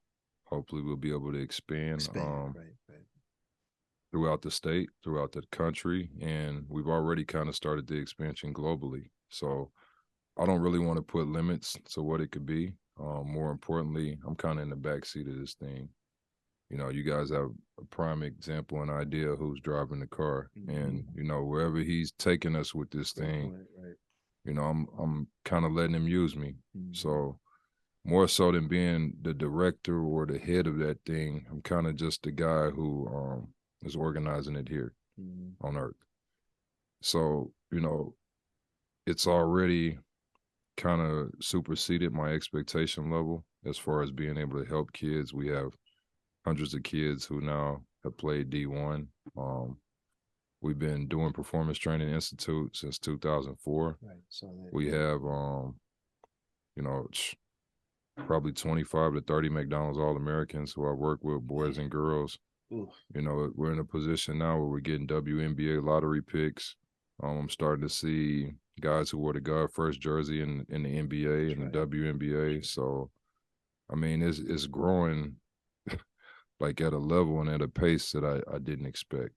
You know, we finally have our own facility. Like I said, we've been doing it since 2004. It's kind of been nomadic, renting gym to gym. I was training out of my garage for a while, doing strength and conditioning off court. So, you know, I just really want to be a vessel that allows these families and kids to get what they need. You know, for me, as great as Strake Jesuit was, I still felt like when I got to UConn, I wasn't prepared. You know, and I wasn't as prepared as, you know, some of my cohorts. You know, I was able to spend time when I was young around guys like Shea Cotton, who had the best of everything, you know, all the best trainers, all the best training equipment, the schedule. You know, if you look in Sports Illustrated, he had the schedule on his wall in his room. So, you know, to kind of create an environment for these kids like that, where they have a home base, because this business is tough. It's more than just scoring buckets. You know, That's like right. we talked about earlier, it's the mental aspect, it's the mentorship aspect. Um, you know, and this thing is really special. You can create a path for yourself and your family that can set you guys up for generations. Mhm. So I really take the PTI initiative serious, but like I said, I don't want to put limits on it. You know, God has already shown me we'll have people coming from around the world to train here Mhm. and kind of vice versa. And that's already kind of started. That's great, man. Especially getting that. I mean, congratulations on getting the facility, man. When you get that, that's big. You know? Amen. Yeah, that's huge. Yeah, that's big. I'm gonna move around a little bit. Now, you know, obviously with Performance Training Institute, your AAU experience. Yes, sir. You've been around for a while. To me, and I've been dying to ask this question because you know I hear things throughout Houston. Of course, I talk to Trey a lot. Mm-hmm. Um, but the state of Houston high school Oh, basketball man. and AAU basketball, I've been dying to ask you this question because, for one, for who you are, what you represent, and I know you know exactly what you're talking about. Um, Talk about the state of Houston high school basketball and AAU basketball, in your opinion. Man, I mean, this is a loaded question, but I'm glad you asked. Definitely have been sitting back watching some things. You know, I kind of said it at the top of the show, and you guys already know I alluded to it. My goal when I was playing was to help put us on the map. You know, and it wasn't just about Mike LeBlanc being on the map. It was about all of Houston, greater Houston area, Texas, Dallas. You know, we had some killers down here, and I wanted people to understand through me, just one of them. I'm one of the many that are like this. So as I look at, you know, kind of the state of grassroots now, I'm worried, especially from a Houston standpoint. Yeah. You know, I just look at the trajectory over the past, how many great kids have come through this city, Right. how many great kids have gotten exactly what they need, how many haven't. You know, unfortunately, you know, one of my good friends who played college basketball, he big time recruit, played in the Big East at Rutgers. You know, he kind of put it into words and it resonates with me every time someone talks about grassroots. We in the city that eats its own. Man, you got to And- elaborate on that because I and I- believe it. But and I mean, you know, just to from a grassroots perspective anyway, you know, I feel like this city is, you know, it's self-explanatory. Yeah. If somebody's supposed to be good in this city, unfortunately, parts of the city will find ways to break them down, tear them apart. Oh, he's not tall enough. His hair not curly enough. His shoes not tied the right way. Like it's Yeah. and a lot of the critiques come from the peanut gallery. Hey, explain that, please. Because most of them can't touch the net, can't touch their toes for that matter. That's so But I got an opinion on everybody else kid and everybody else athlete. And Never played the game. although I Right. couldn't achieve it myself, Right. let me show you how hurt I am about that while I talk about these kids. Glad you said that. So I mean, it's unfortunate. I don't get into the tongue wrestling because I don't have to diminish anybody for any reason. Right. Right. You know, my whole goal and job is to build and really align the right pieces. So from a kid's and a parent's perspective, there's so much misinformation out here, so much smoke and mirrors, so many dance moves being put on people. And let me stop you right there. I don't mean to interrupt you, but let me piggyback off that because one of the things that I know, one of the reasons to me why you were one of the best players in Houston is because you played against other great players. All the time. One thing, and you tell me if I'm wrong about this, from our time to now, again, I knew you were a great player because I've seen you play against other great players. It seems like nowadays, and Cole, this might be across the nation in terms of basketball right now. So chime in on this, and of course in New York City. But I'm seeing situations where, you know, some players are not playing against the greatest players. Church. Yeah. And it bothers me in particular high school basketball, the rankings, and how many times have I seen players where they say, "Oh, this guy is ranked such and such." Okay, well, I knew Mike LeBlanc was one of the top players because he played against all the other top players. Consistently. I'm seeing kids being ranked over other kids, and when I watch them play, now my ears not to the ground like you, of course. True. Trey, Eric, you guys are on the ground. But it just bothers me, and I'm asking you this because I'm saying maybe I'm wrong, but again, and I don't want to sound like the old guy. Oh, in our time, we were better, blah blah this and that. I think you're a realist. Yeah, and I mean, in our days, the best played the best. Or okay, if this kid's ranked, let's see. Nowadays, there are kids not going to places, not playing. I'm gonna keep this kid. I'm gonna keep it so funky because you know me to be just a straight shooter and true. Right. Not just did the adults set that up for us to play each other. Bro, I was driving around the city looking for the bump. Thank you. I didn't want to be in a gym where they was trash. Right. I wanted to be somewhere with, I might be in there 3 hours and score one time. Right. Damn, I got to get better. Right. But at least this boy's in here to help me get better. Right. Right. Now, we've tried to create that same environment here with what we do. And I'm going to be honest, not everybody's about that action. Exactly. And I'm going to be honest why. Some people are really being spoon-fed. Right. Exactly. So, and I'll elaborate a little bit on that. If I'm person X and I have a business and company and I'm riding with player A, I can't let player A fall off. Exactly. So I'm doing all I can to make sure player A looks like he's supposed to everybody else. Protect that player. Now let me keep it, like I said, funky. You want to see the end results of that? Explain to me why all these Houston kids are struggling in college. It's only a handful who aren't. Right. And it's the first time many of them have ever had to compete on a daily basis. Exactly. So I look at what we're doing here as really setting them up for failure. And I can speak like that because I have the experience of my son's senior year. We took him to Dallas. Mm-hmm. It's the exact opposite. Mm-hmm. He played Faith Family Academy in Oak Cliff. That season we played Duncanville, Lancaster, Louisville, Sunrise Academy. Right. You name them, we played them. Right. Kimball. Right. Dallas Carter. Right. South Oak Cliff. Right. Like it was heat every day. And that's the way it should be. Yes. And Bake, we loved it. Right. Right. Now, being early in his high school career, my son was highly regarded, highly ranked. Right. Right. Other highly ranked and highly regarded players, he maybe played once, twice a year. That's my point. Exactly. Yes. So we saw it firsthand, and everybody wants to know, well, why does everyone think Dallas is better? They're more conditioned, bro. My son played in the backcourt with Cade Cunningham. I promise we played every All-American in Dallas 2-3 times a week, bro. I'm glad you're saying this. So I feel like iron sharpens iron. When I was at UConn, it wasn't like I'm playing the walk-ons. I'm playing Rip Hamilton. That's what I'm guarding. Exactly. So once you get to college, it's too late to get ready for that, bro. And you have Cole probably won't say anything because most of the guys in New York are doing the exact opposite. They running towards the flames. Right. They running up the chimney trying to find the smoke. Right. And I think that's how you see him at Dykeman.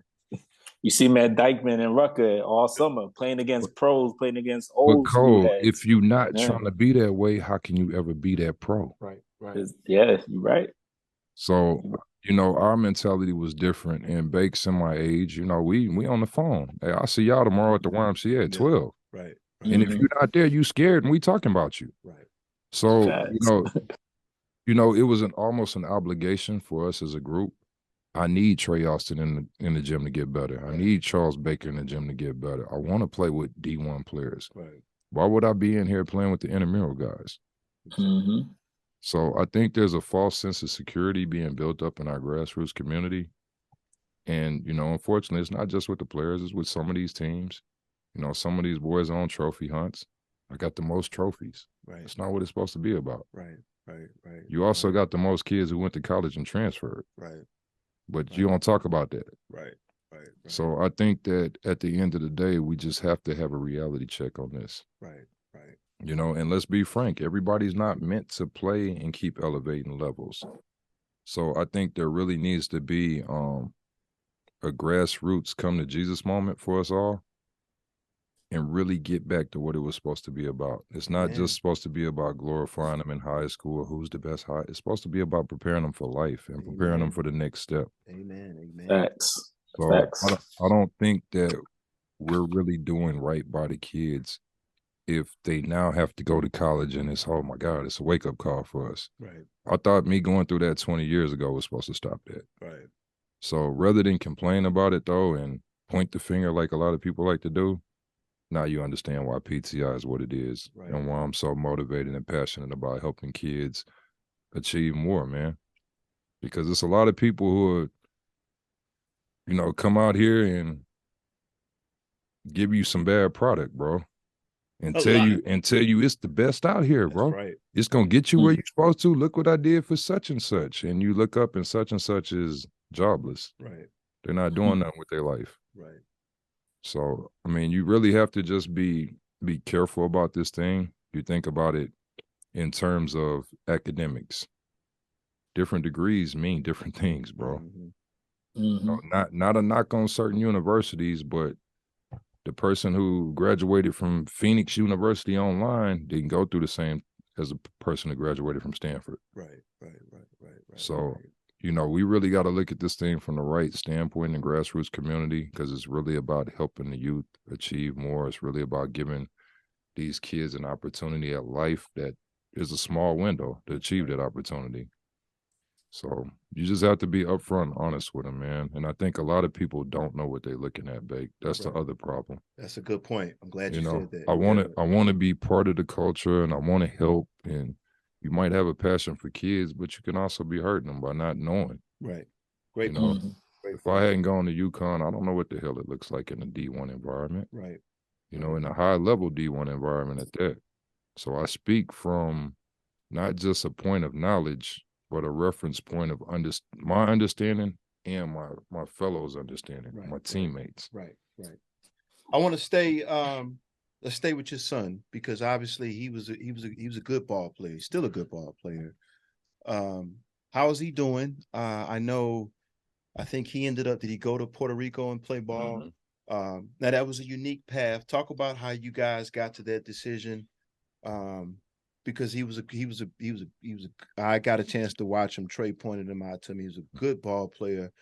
But talk about that because that's a unique path, and I think more people need to hear about that. Well, it really was a byproduct of the grassroots society here. Never was there an intention early on of, oh, we want to just do this and not go to college. You know, it was always about trying to get an education. It was always about trying to use basketball as the vehicle to take you to that. Especially knowing your path. Yeah, especially knowing the path. You know, my parents were tremendous advocates of academics. You know, I have a degree. Right. More importantly, my daughter's at U of H right now. She skipped a grade in high school to go early to college. So academics is a huge know that about your component of our family dynamic and structure. I just think with him, you know, he's passionate about this. He loves the game. He works at it religiously. It's something that I don't have to be there for him to do. Right. Because I see him working out all the time. No, and it was instilled in him at a young age. He loves it. You know, many people don't get this or they don't understand. He was in the baby carrier in the corner when I was training. So this is all he's seen, you know, and I'm talking about 20 years of it, Bake. So for him, it's natural. More importantly for him, it's his passion. And, you know, it's hard when you have a strong-minded person, motivated person, goal-oriented person to try to tell them to wait on their goals. Right. Hey, and bro, I'm glad you said that. Hey, bro, just be a little patient on that. Right. And I mean, you know, I'm speaking from a different understanding because, like I said, I was in the gym with Luka when he was young in that age. I was in the gym, you know, and got to witness some of these young prodigies, you know. My son's played on a high-level grassroots circuit probably since third grade. So I've seen Jalen Green as a kid. I've seen Isaiah Todd as a kid. Cade Cunningham as a, you know, third grader. Like, I've seen the whole progression of it all. God's also kind of blessed me to be in a position where a lot of these grassroots dads are allies and friends. So, you know, I'm friends with Kahari Walker, Kyrie's dad, Jalen Suggs' dad. You know, so we kind of confide in each other. There's always been kind of a group think process. Understanding, am I on the right track with this? Am I doing the right things to help my kid be successful? So, you know, it was never really a thought of, hey, let's just skip college. It was kind of what presented itself. Right. And I really kind of figured that he was going to try to make that move once he got to Brewster Academy and was having tremendous success. You know, a lot of people thought, you know, why are you going to Brewster? Why are you doing this? COVID unfortunately put us in a situation where there was a lot of uncertainties in college. Right. People didn't know who was coming back, who was leaving. That's a great point. Right, right. Who was doing what. They didn't know if they were going to even have a season. Right. So, you know, for us and for him, we knew we wanted him to have a little more time to mature. We knew we wanted to put him in a competitive environment where he could still develop and kind of develop in some of the areas that weren't being offered here in Houston. So, you know, shout out to Brewster Academy, but from day one, he's a point guard, which for some reason in Houston he couldn't be. But see, that's what he steps on campus, you know, and he's on a team with 20 other D1s. You know, Devin Carter, who's at Providence right now, Anthony Carter's son. Anthony Carter is head of player development for the Miami Heat. This is my son's best friend, Devin Carter. His other best friend, Zaire Wade, who's obviously D Wade's son. But thick as thieves, you know, these are his Brewster Academy homeboys / teammates. So I think being around that environment, you know, having guys like Maccabi Etienne leave Brewster in the middle of the year, and we look up and he's playing in the Final Four for UCLA. Like, I think my son started to realize, like, yeah, this a epiphany moment, bro. I'm close to where I need to be. So, you know, that in addition to the Puerto Rican team rolling the dice, drafting them in the lottery, having a plan of action of how they wanted to go about doing things, it just made sense. Why would I delay starting a potential career 4 or 5 years when they have an opportunity to play in one of the best leagues? That's right. That people work 10 years to get into. That's right. That's so, you know, a lot of people tried to talk down, but they looked up the same year. Michael Beasley's in the league. Mario Chalmers is in the league. JJ Barea is in the league. You have Puerto Rican guys who are now in the G League getting called up to the NBA. Right. So, I mean, he has an opportunity to really get the experience and the knowledge he needs while being on the job. And I'm glad you put it that way, Mike, because again, like I said, you know, knowing your son, how much work he put in, I'm always seeing him. I mean, and people need to understand that is an option nowadays, but you have to be committed to doing that. You have to be ready. You can't just say, well, I'm just going to do this. Like, you have to put in the work. You have to live it and breathe it. And that's, your son is a good example of that. It can work, but you have to be that dedicated. You have to be that hungry. You know, sometimes people think, well, I've heard people say, well, just go to the G League. Yeah. But you got to be committed. Yeah. Well, and bigger than all of that too, you have to really be ready and you have to be blessed. Exactly. It takes a lot of favor to make it in this industry. It's not easy, man. No, it's definitely not. And I think, you know, another epiphany moment for him was after we had already kind of made the commitment. We were blessed enough to take a tour team through our company to Spain that's big. In September. You know, it was the first one for the company, definitely won't be the last. We went to Gran Canaria for a week, 7 days, played a couple pro teams there. We left Gran Canaria, went to Valencia, Spain for another week, played a couple pro teams there. Left Valencia, went to Lisbon, Portugal for another week, played some teams there. That was really the moment for him that he saw he belonged, and we made the right decision. And, you know, it's easy in America. Oh, man, what are you doing? The NIL deals and boys are getting money. Well, how about we just got off a plane in Spain and we was playing against an 18-year-old pro? That's right. That's right. That's a pro in the league where the league minimum is $250,000 and the max is $5 million. Right. And it's tax-free. Right. Tax-free. Can't beat that. Yeah. So explain to me now, Bake, as an educated man, why would we delay the process of getting to that? And again, that's why I say I'm glad we talked about that, because people do need to understand that, you know, sometimes me and Cole talked about this a couple of weeks ago. You know, everybody, it gets pounded into our heads that this is the path. This is what you True. got to do. Mm-hmm. You got to go to college. You got to do this. You got to do that. So you let gotta me do this. so let me interject and ask you a question. Best case scenario as a parent, baby girl, baby boy, intelligent, super smart. Let's say they want to be a doctor. They go graduate medical school, everything's dandy. Are they getting paid a lot of money right away? Probably not. Not that I know. So think about what I'm going to tell you, because I've had college coaches get mad at me when I pose this question. Name me one degree that when you graduate, you're making over 100,000. Right. Great question. Because 9 times out of 10, you paying money back. Exactly. 9 times out of 10, even if everything's paid for and you have a scholarship, I know some people who graduated from prestigious universities who are struggling. In debt. Exactly. And it's funny, like I said, me and Cole were just talking about this. You have to be careful. And that's why I wanted you to talk about this situation with your son, because people need to hear this, in a sense that, you know, we get pounded so much about this is how you're supposed to do it. This is the way you're supposed to go. And, you know, it bothers me in a sense because, first of all, you know, you have to have the courage to carve your own path. True.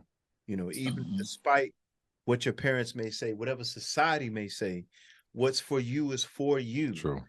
And who's to say, like you said, you pose that question about, you know, people that go to medical, you know, people that want to be doctors when they first come out, you know, who's making that kind of money? Well, if you have the opportunity, if your son or your daughter has the opportunity, why would we stand in the way of that? That doesn't make sense to me. And again, like I said, Cole, remember we were talking about this not too long ago, you know, like we get so ingrained in our minds that this is the way you got to go. True. You know, Mm-hmm. you have to do it.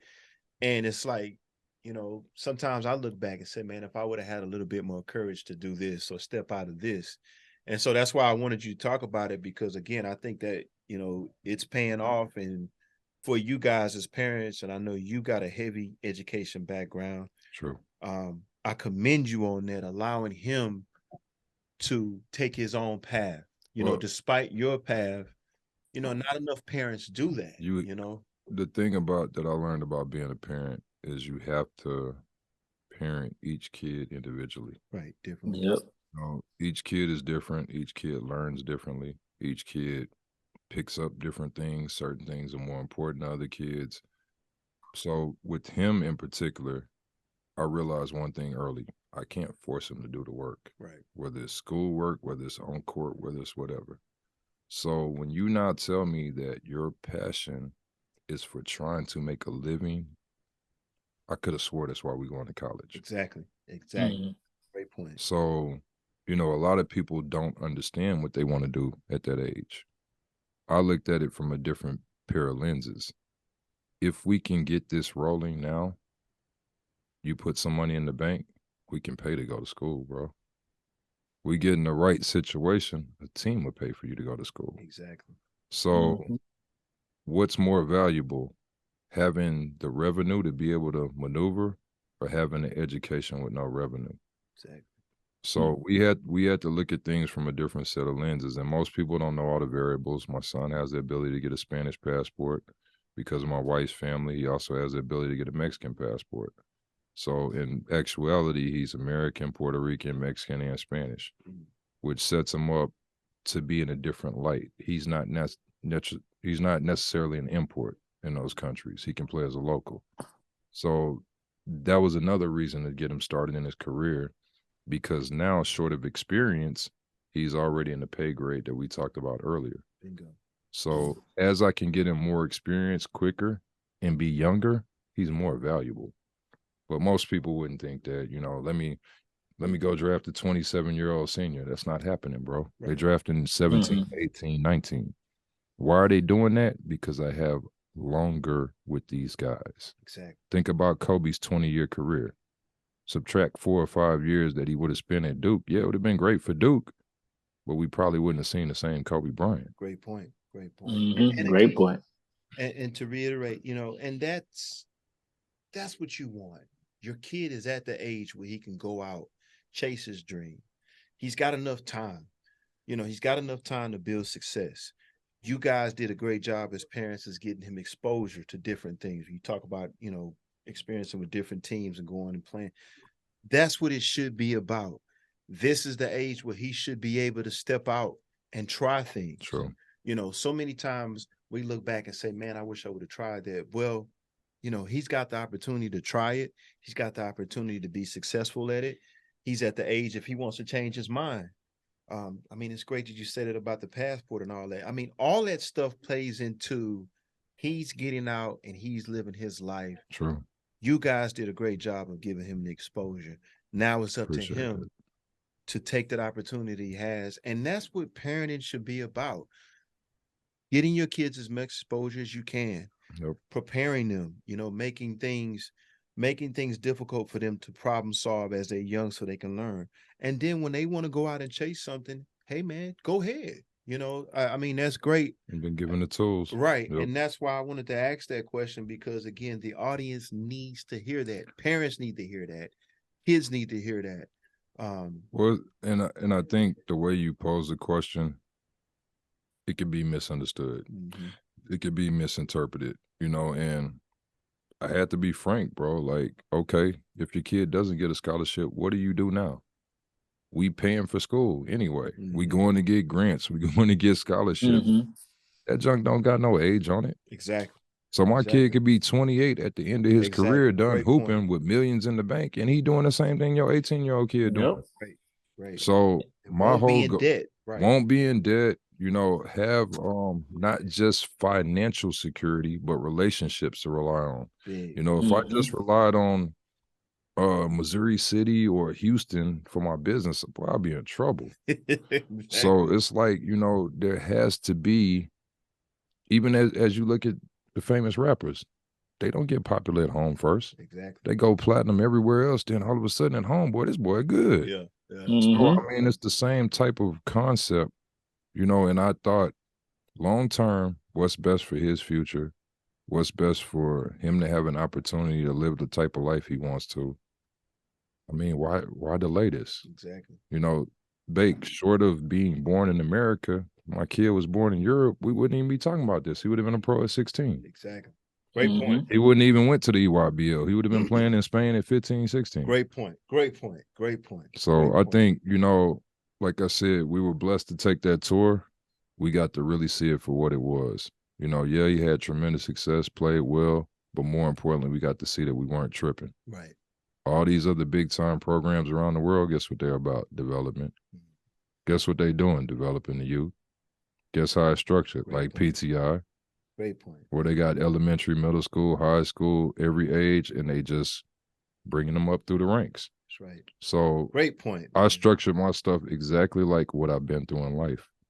That's why, you're just worried about the pros. Why wouldn't I be worried about the pros? That's what your kid want to be one day. Exactly. It's no different from you telling them to go to college and so, do this, just to call, think about what I'm going to tell you.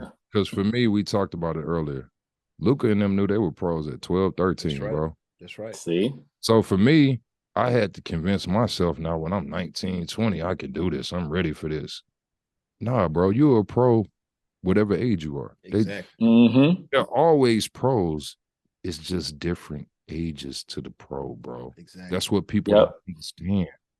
When you look at a kid, if you have the right lens and you've been through it enough, you can tell which one's going to be a pro. That's right. You can tell which ones have the right setup, the family environment, the structure, the hard work traits. Who's pouring into them? Who's their network? All those things that you talk about. All that stuff is a sum total of why some are successful and others aren't. So, it's no automatic right, answer every time, or it's no guaranteed pro, but you can definitely change the odds and you can raise, the chances of being successful just by doing certain things the right way. And I saw that firsthand, not just in America, in Europe. I'm friends with Cade Cunningham's dad. I'm friends with Cade Cunningham's brother. He was not the number one player when I met them. I saw the maturation in the process to get to the #1 draft pick. I was there. My kid played for Drive Nation. He was in the backcourt with Cade. So I understand the logistics before he went to Montverde. Well, let me ask you Real. this, man. We got, man, this is a great interview.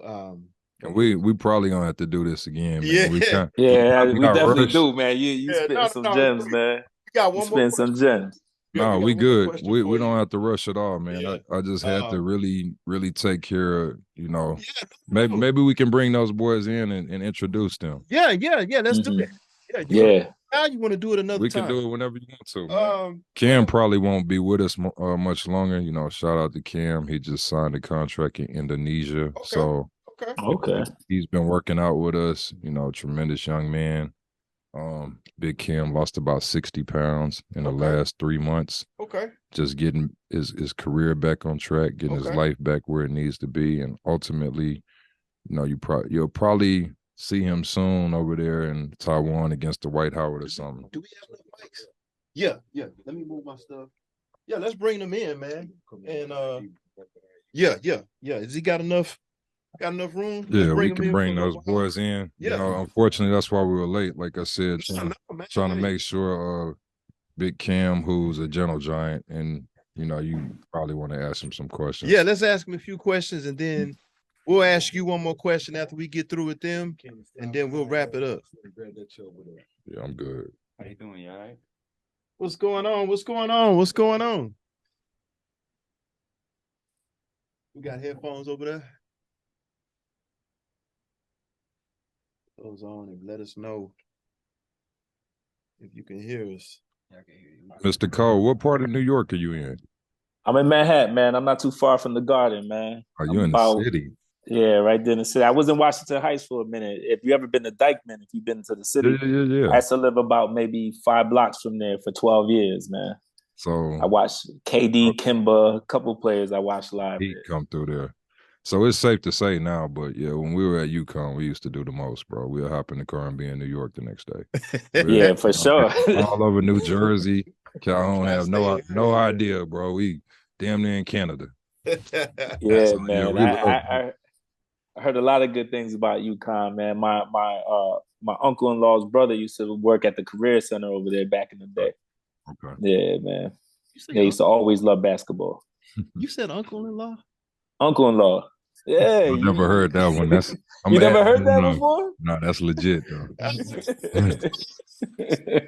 Hey, I learned something new. I like that better than my wife's uncle. That sounds. All right, is he? Okay, all right. What, Cam coming? He couldn't come. Okay. Well, let's wait on Cam. While we waiting on Cam, let me ask you this last question. Yes, sir. And then we'll get into the young men coming in here. I'm glad you brought him in. I didn't know if I was going to ask you wanted to, but no, we locked in, man. We training. Cam part of the family, bro. That's right. All the kids I work with, no matter what age, they become family, man. And my goal with any client, no matter what age you bring them, boy, girl, gender, height, religion, I don't care. None of that matters to me. They can be purple, black, red, white. We gonna help them the same. But anyone you bring, it's the same, babe. Yeah. It's the same. They family. They become, my goal is to help them find the best version of themselves, no matter what age they are. So, and my goal also, second part, is to work with them throughout their career. So we have to treat them as such, bro. They're human beings. All right. Well, while we got them in here, go ahead and introduce them for us, Mike. Tell us, of course, but start with Cam and, So, one of my clients, great young man, hell of a basketball player, but like I said, great young man, more importantly. One of Houston's own, was a high school All-American. Okay. #1 big man in the country coming out of high school. Okay.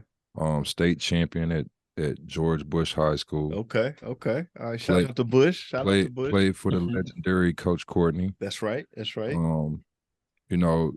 Wasn't probably an accolade that he didn't achieve. McDonald's All-American, Elite 24 game in New York, overlooking the harbor. Like this kid was big time, man. Yeah.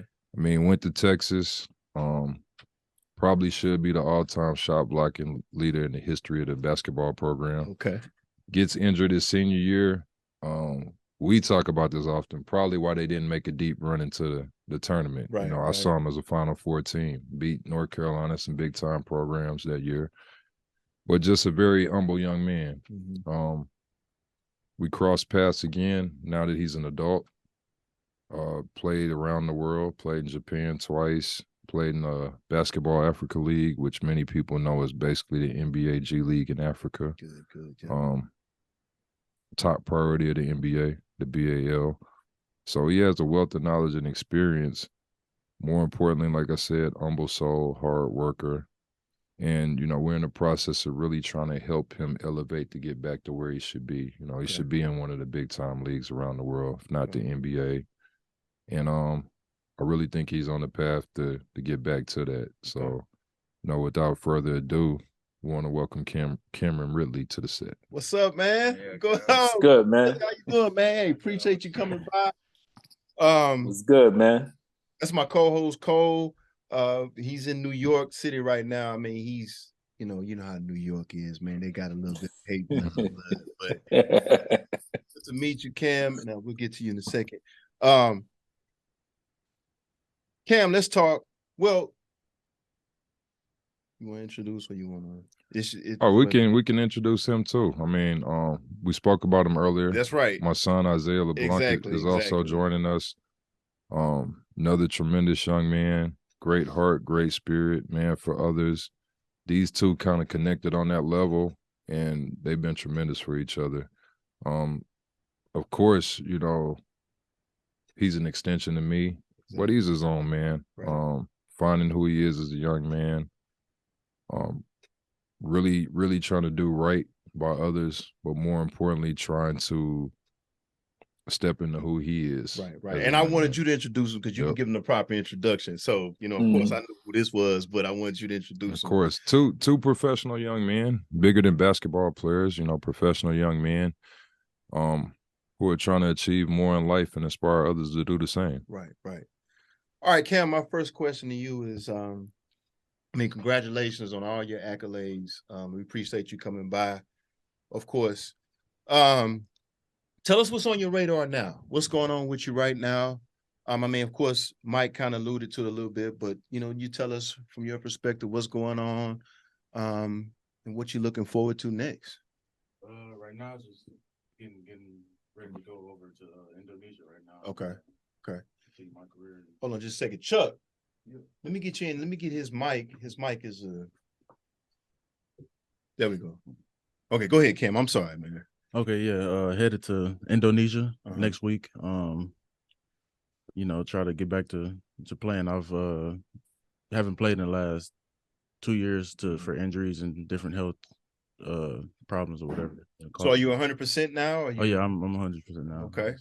Okay. You got any butterflies? That's a crazy question because you got a lot of experience, but how do you tell us how you feel about that now? Of course, it's a new experience. Yeah. As far as going across the world, and I'm at this point I'm comfortable with it, but in the back of my mind, always, since last year I tore my Achilles, right? So, and this is the second one, both different feet. So, in the back of my mind, it's always going to be there. But I just want to get out there, get the first few games out the way, and I think I'll be right. Now, you tore your Achilles. True. You said both, right? Mm-hmm.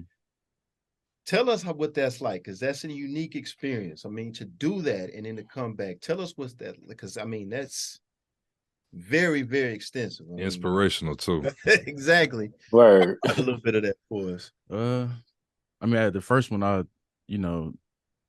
was my first season in Japan. When it happened, the first thought was like, am I going to be able to play again? Right. What's going to happen after this? And am I still going to have our teams overseas going to still want me after, having this on my history on the, but, I've had coaches and people around me that push me and friends and stuff. So those type of people help me get the confidence back to try to play basketball again, which really this summer, I was really quitting. Went back to school, get further my education and stuff. And I wasn't happy, and I told that was one of my college teammates, and he basically forced me to come out to Dallas and train with him. Shout out to Prince eBay. Yeah. And then from there, I got a call from Big Dexter Pittman, and he was like, I got this guy, Mike LeBlanc, that had this opportunity that. Shout out to Dexter. Yeah, shout out to Dexter. Yeah, I haven't heard that name in a minute. That's my guy. And he told me about the opportunity literally like the day before the flights, and you know, he didn't need to say much to me. He didn't even get finished telling me about it. I was like, whatever I need to do, I'm all in, because you know, I think you chase happiness, because you know, I was trying to do like coaching and stuff, but I wasn't ready for that part of my life yet, and you know, having them really helped me open my eyes and show me that I can still play at a high level, and you know. Amen. Good. Let me switch over to you, young man. It's good to see you. How you doing? You know, I was talking to your dad earlier about, you know, your experience. I know you're in Puerto Rico now. Yes, sir. Tell us about that. Tell us what's going on down there.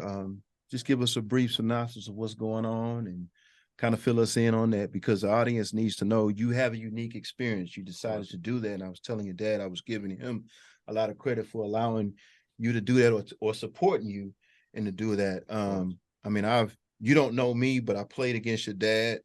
We're from the same era. Of course, he was a lot better than me. Man, but no, the truth is the truth. But you know, I've heard a lot of things about you. I've got to see you on camera and watching film and things like that. And I was telling your dad, you know, you were always seeing you in the gym, always performing. And so I was, you know, giving his props, him and your mom, for allowing you to do that experience. That's a unique experience. But tell us about that. Tell us what's been going on, and just tell us, kind of fill us in on that experience. First and foremost, Mr. Cole, nice to meet you. Thank y'all for having us. Well, nice meeting you. It's a very unique experience, you know, going out there, you just speaking about the butterflies and the nervousness. You know, I got out there and I learned a lot about myself. You know, it's like you said, it's a risk I took. I just jumped head first into it. I heard him speak about it, very passionate. You know, It's something that comes from my heart that I've been growing up. I grew up with a father that played for 9 years, and it was 9 years where I was alive, you know, as a young kid, as a baby. So just being at home and just seeing, you know, how hard he worked, you know, the kind of circumstances that put my family under, and just, you know, missing dad, it just made me understand at a young age, like, I want to get serious at a young age and take it serious and see what I could do with it. I know what I want to do from 7, 8, 9. And, you know, if I put the time in and take it serious, like the 24, 25-year-olds that I'm around all day, every day in the gym, I think I could be special with it. So just fast forwarding to now, being in the present moment, being on the beach, you know, just seeing like everything pay off, all my hard work, all the sacrifices, all the times you skip parties and don't go out with girls and do everything, you know, and just dedicate yourself in the gym. I'm looking at the fruits of the labor right now, and I'm blessed. I mean, just extremely happy to just be alive and be chasing my dreams. A lot of people out here that's settling for things that, you know, they didn't grow up dreaming about. Just to be able to just call my job my dream is something special, and that I thank God for every day. So I'm just extremely blessed to be here, and, you know, it's opening doors for me every day. Right. Now I'm going to put you on the spot a little bit. What do you say to the kid? And I asked your dad this earlier, but I want to hear it from you. It's obviously a different path. What do you tell that kid? Because, again, that's not easy to do. What do you tell them they need to understand if they want to get into this? What are some of the things that they have to do? Of course, there's sacrifices, but talk about that. I think two of the main things are, you got to love it. You can't do something not have passion, not have love, because you're going to have bad days. Right. You're going to have days where you don't want to do it. But if it's something that you love, you know, you got to go all the way through with it. So I say that and never stop. Right. Because, you know, you're going to have bumps in the road. It's a very rocky journey. Right. You know, you're going to go to the bottom, the low of the lows, and you're going to be at the high of the highs. But one thing that I've learned about this journey is you have to stay in the middle. You got to be very consistent every single day. You got to put yourself towards I think those are the two main things, really. And, you know, can't worry about everybody else progression. You got to worry about yourself and where you're going at the end of the day. And then you put those blinders on and just keep working. You know, you're going to look up and be ahead of the pack. Great point. Great point. Cole, jump in on this, man, because I could ask 1,000 questions. Keep them coming. And then you're going to be mad. Like, hey Man, man, how you take over the whole interview? So I can't even be mad. I'm sitting here listening to both of them spit gems and both of them talk about their dreams. And the one thing I want to encourage, I want to make sure I get the first name. Cam is the first individual that was talking, right? right. I just want to encourage you to tell yourself that you're already that professional, that you can do it. Because I heard you say, I want to get back there. You're already there. You just got to just speak it into existence and just believe in yourself, man. And it's going to come, God is going to give you that favor. He's going to clear your path and you're going to end up where you're supposed to be. And to your son, your man sounds just like you, man. He's beyond his years, man. He's beyond his years. But I will say this, it's a testament to the seeds you planted in his life. And it's a testament to being a father, where there's so many people out here not being fathers to their sons. And you can see he's the spitting image of you. And the beautiful thing is the fact that what I was taking in was when you were talking about him. A lot of men don't talk to other men and tell them how they feel or what they think about them. And I saw the slight little smile coming out of his face when you were speaking about him. So I just want to continue to encourage you to keep doing what you're doing with the youth in Houston and all over the world, man, because what you're doing is impactful and I see it in the both of them. Man, I appreciate that so much. It means a lot coming from you, especially someone who's knowledgeable, who's seen it firsthand, who's seen the path to greatness and people chasing that. Both of them are very humble, which they're taught to be, but that's naturally them as well. Cam hasn't really, he's speaking in kind of like the I hope it happens tense, but he's modest. He had the top team in Japan already reach out to him now. Right. And, for him, he knows he's ready. More importantly than he knows he's ready, Cam played phenomenal in Spain and Portugal. There were teams trying to block the damn runway and not let him go home. Boys text me. Up. I'm telling you, for real, Cole. Boys was texting me, while we on the plane, can he come back? Like, it was ridiculous. So I think both of them did tremendously well during that. I'm grateful to have them and share that opportunity and that experience with them. And as much as they probably felt like it helped them, they helped me way more than that, man. It really reassured me on what I'm doing matters and it makes a difference in people's lives. And, I take pride in the fact that these young men have an opportunity to achieve more because of just doing what we're supposed to do as human beings, bro. Yep. Facts. Let me ask this question. I'm going to go to Isaiah and then I'll go to Cam, but I have to ask you this question because the audience needs to hear this. You're obviously, in my eyes, the son of a legend. I know he didn't, and I know he's a great parent. I know your mom's a great parent, just based on the things that I hear. Did you ever feel any pressure being in the city of Houston, people knowing who your father is, the many accolades that he's had? Did you ever put any pressure on yourself to try to live up to that? I mean, of course, people say, well, no, I got my own life, but people need to hear that when you have a parent that was successful at something that you're doing, sometimes kids can put themselves in their parents' shadow. Did it ever feel like that when you were coming up? I mean, I know you've been places, where people know your father, whether it be in Houston or all across the nation. Your father's been in this game for years. He's been very successful at it. Right. He's played pro ball. He's played at the highest level. Did you ever have any pressure on yourself? Did you ever put any pressure on yourself to live up to that? I could say pressure's never really been a problem for me, and I want to credit that to him, but also my grandfather, his dad, that rest in peace, that passed away, my papa. They taught me to just be my own man and be confident in it. And I think I wouldn't say it was pressure. I'd say it's responsibility because it's a legacy at the end of the day. And I understood that from a young age where, one day it's going to be me in their shoes. I'm going to be a father. Better along, I'm going to be a grandfather one day. And, I started thinking about that as a kid and just understanding, I got to be real with myself about my situation. And I got to understand, I'm going to have to make some sacrifices. I'm going to have to go against the grain a little bit. But if my kid's life is 1%, 2%, 3% more easy, I did my job and it got better as the generation went on.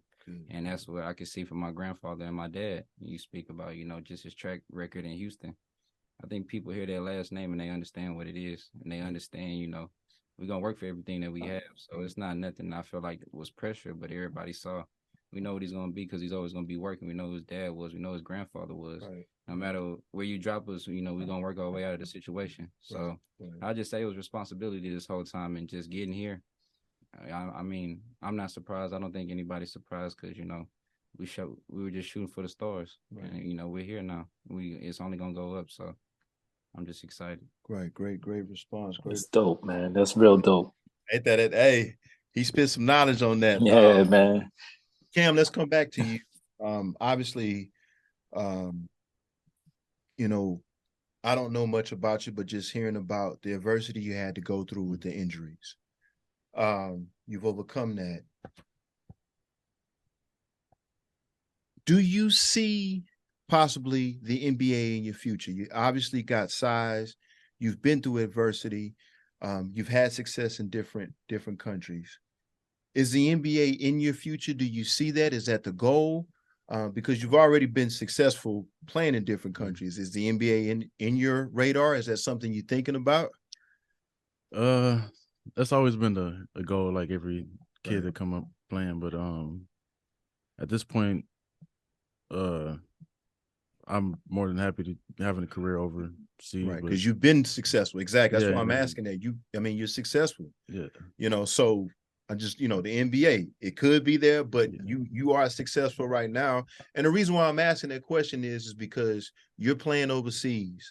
The things you've been able to overcome with the injuries to come back, you're already successful.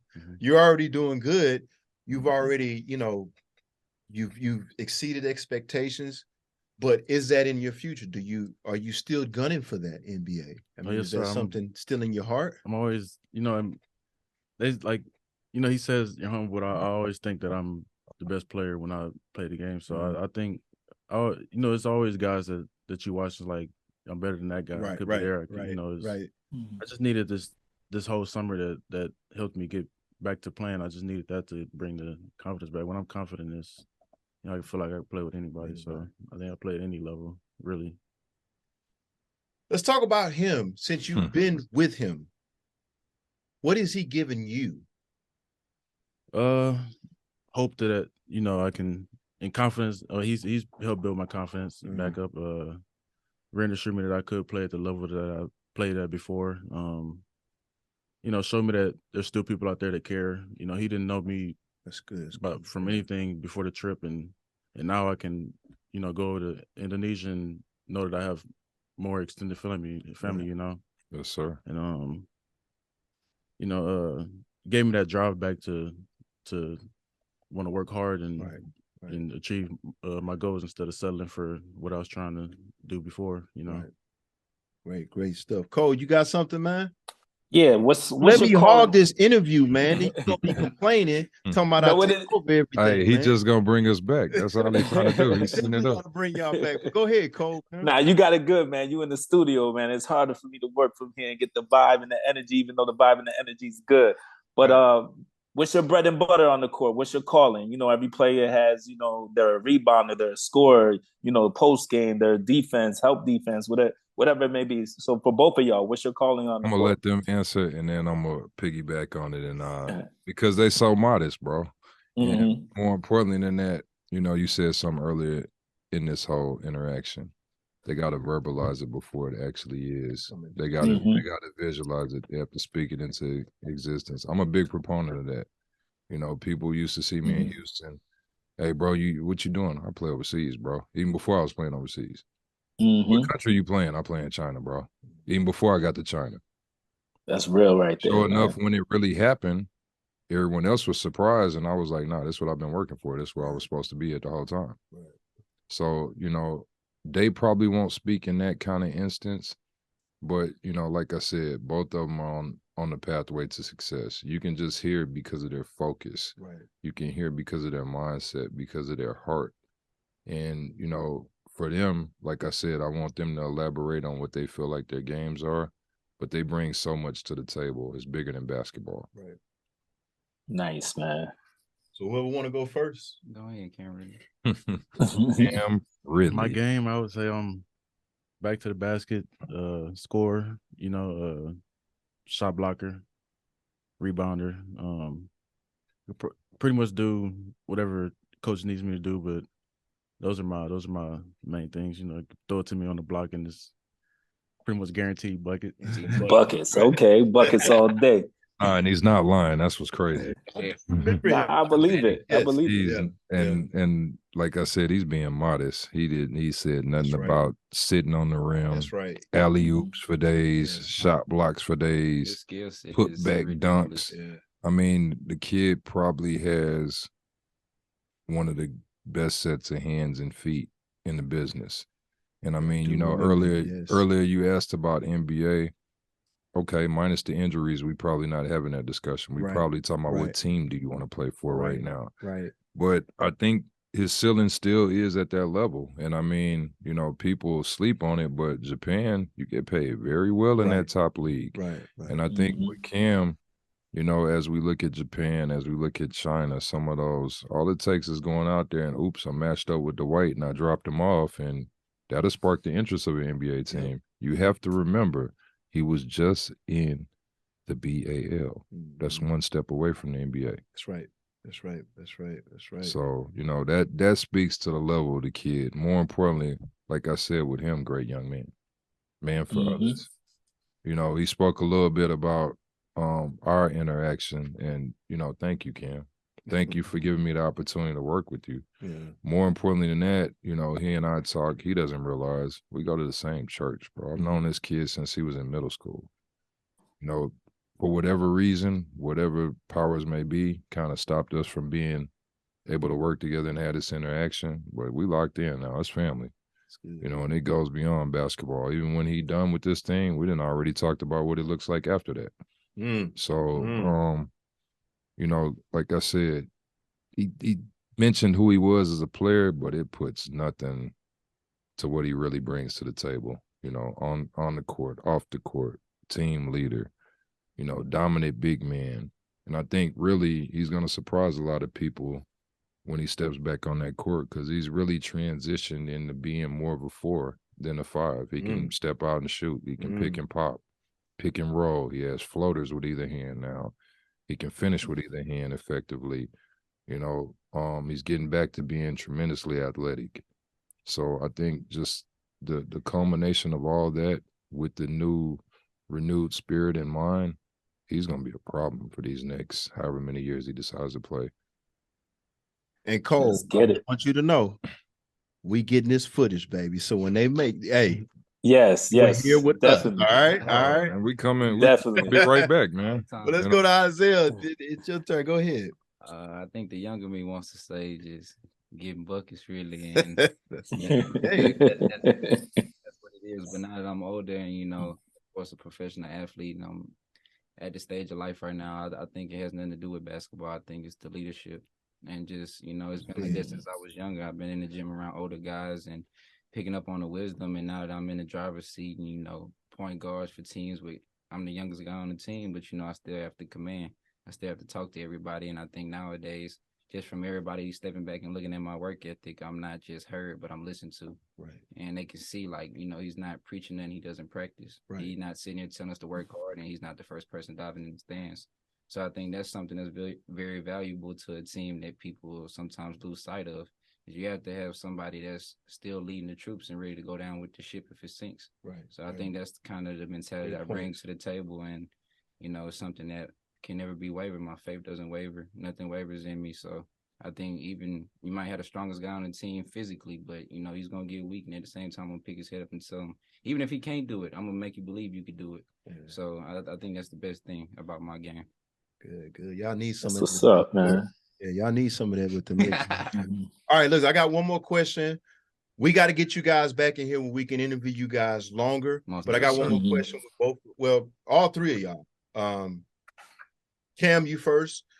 Who's the player that you always looked up to growing up? Patrick Ewing? No, stop. Was one of my favorite. Let's go, man. I was always a big Shaq fan. This doesn't have anything to do with big men. My favorite player was Carmelo Anthony. Yeah, you know, another Nick, you know. You just give look, I mean, used to watch all the back to the basket bigs and take a little thing, anything I can from yeah, I would, Paul Gasol, Andrew Bynum, those type of guys. Get away from New Skill York. bigs. Okay. Skill bigs. Yeah. Carmelo Anthony, I played against him. I mean, he was a load, man. He was good. He was definitely good. Definitely a pro. We saw that in college. Isaiah?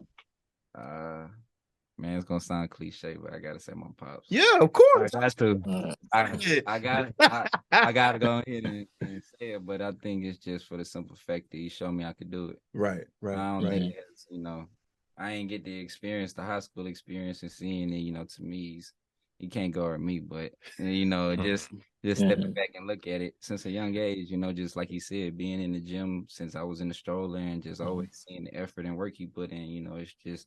It showed me, you could do it. Right. You could come from this family, you come from any family, you could, like you said, look any type of way, but you could do it if you just stay consistent and have faith. So that was the biggest thing for me. So definitely got to give it to Pops. Right. Hey man, great answer, man. Word. Mike, I got one more question for you. We're here. And shout out to you both, man. Listen, I love both of you. Sir. I just met you guys. I mean, I've watched you, but I've seen you too. Now that I remember who you are, when he said your name, I'm like, oh yeah, I remember Big Cam lost the weight. He was big time in Texas. Sir. That's another thing. He just this past, like I think month or so, man. He didn't really make the jump. Right, and 3 months. Him at Texas, 3 months, 60 pounds. Right, I remember doing his thing. Right. So I want to thank both of you guys. I've got to get you guys back in the studio. The thing and reason why is too because of course you guys come from good stock. But I can definitely tell both of you guys are good players, but you're good people. Yes, sir. And I definitely got to get back, and I want to pick you guys as mine. Man, I wish I would have known. I would have got him here earlier. You know what I'm saying? Yeah, that was on me. We would train. Right. We look up and damn, we were supposed to be there 30 minutes ago. Right. But I mean, just hearing you guys' responses is $1 million, man. I definitely got to get y'all back. Last question for you. Yes, and I really. I'm kind of digging at Cole with this a little bit, but you good. Based on your experience, I mean, Mike, you ran an AAU organization, you got nonprofit experience, you're a great guy, you've played on the highest level, you're coaching young men, both on and off the floor. You understand the business of being a professional athlete. Yes, sir. I'm going to get you to put your management. How can you improve an NBA roster? That's a broad question, but I'm asking you that because you got a lot of experience. Let's take the New York Knicks. Lord Jesus. No, I think, you kind of previewed this, and I think you really have to pay attention to not just what's trending in the NBA, but kind of the new age of the NBA. Great point. You got to have some shooting. Great point. You got to have some guys who can defend some shooting. You got to have some leadership out there. And unfortunately, as you look around the league, you got to have some size, bro. There you go. At every position. That's why we need Cam. At every position. So, I mean, just the trajectory of where the league is heading towards more skilled players, more cerebral players. And to really help a roster improve in the NBA, I would look for someone who's versatile, who has those kind of traits. Mm-hmm. If you look at kind of the MVP candidates, they do multiple things well. Mm-hmm. I'm not just talking about Giannis. I'm not just talking about Joker, but even some of the guys who are lower down in the voting, they're dynamic players, offensively, defensively, leaders, and really game changers. So I think that's kind of what the NBA is looking for. And unfortunately, with the influx of how many good players, you have some people who fit that description who are like personified role players, superstars. Yes. So I think just building your team the right way with the right pieces that fit together is imperative. I would love the opportunity to be a GM. I think you would be great. Man, I think so too, man. I think you'd be a great GM. I don't mean to cut you off. I think you'd be a great GM. I could see you having your own podcast. We might have to do that. Yeah. I mean, serious, because think about the podcast game. Like, I'm just gonna tell you right now, you made this show for this episode. Man, appreciate and that's you why did. You definitely did. And I was telling Chuck, man, if I could get Mike on, I mean, you got so many jewels to share, and then you can see it, in your players and your son and Cam. You could just hearing them.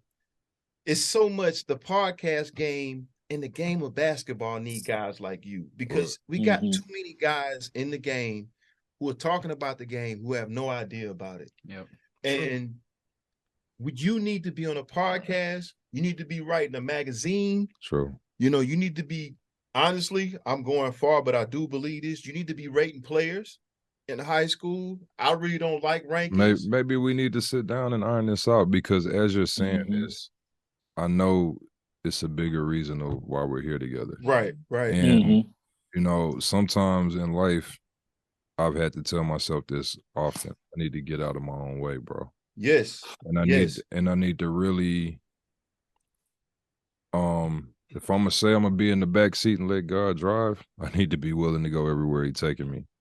Well, I'm just telling you, Mike, and again, when I'm putting together all these notes for this interview, and I'm saying to myself, I don't have enough time to get through all of this. And what I mean by that is that there's so much of a wealth of knowledge here. Appreciate it, man. Not just basketball, but life. Fatherhood. Right. Mentorship. And now in today's society, people are thirsting for real guys with real knowledge. The problem with the game of basketball in high school, college, pros is there's not enough people who know what they're talking about. I agree. And you represent that. I told Cole this, and I'm going to reiterate this. I told Chuck this. If I can get Mike in front of this microphone, because I can say something. I played low D1. I did okay. I had an option to play overseas, but I didn't. People look at me and be like, yeah, man, you did your little thing. You went D1, you had a couple of awards here and there, but you got the experience, you got the exposure, you got your products here. Yes, sir. You've been everywhere, you've seen everything. To get you in front of a microphone, it could be commentating something. Mike, we need you, man. We need you in this game, and we need you in basketball, and we need you in life. And I think I said it earlier, man. Just keep your mind open to that. Nah, I'm definitely. You know what I'm saying? No. But Bake, I mean, you're touching a point that I think God has already been talking to me about. We spoke on this earlier. I'm not one to complain. I don't point the finger. Oh, he's terrible at this. I don't have time for that, bro. Right.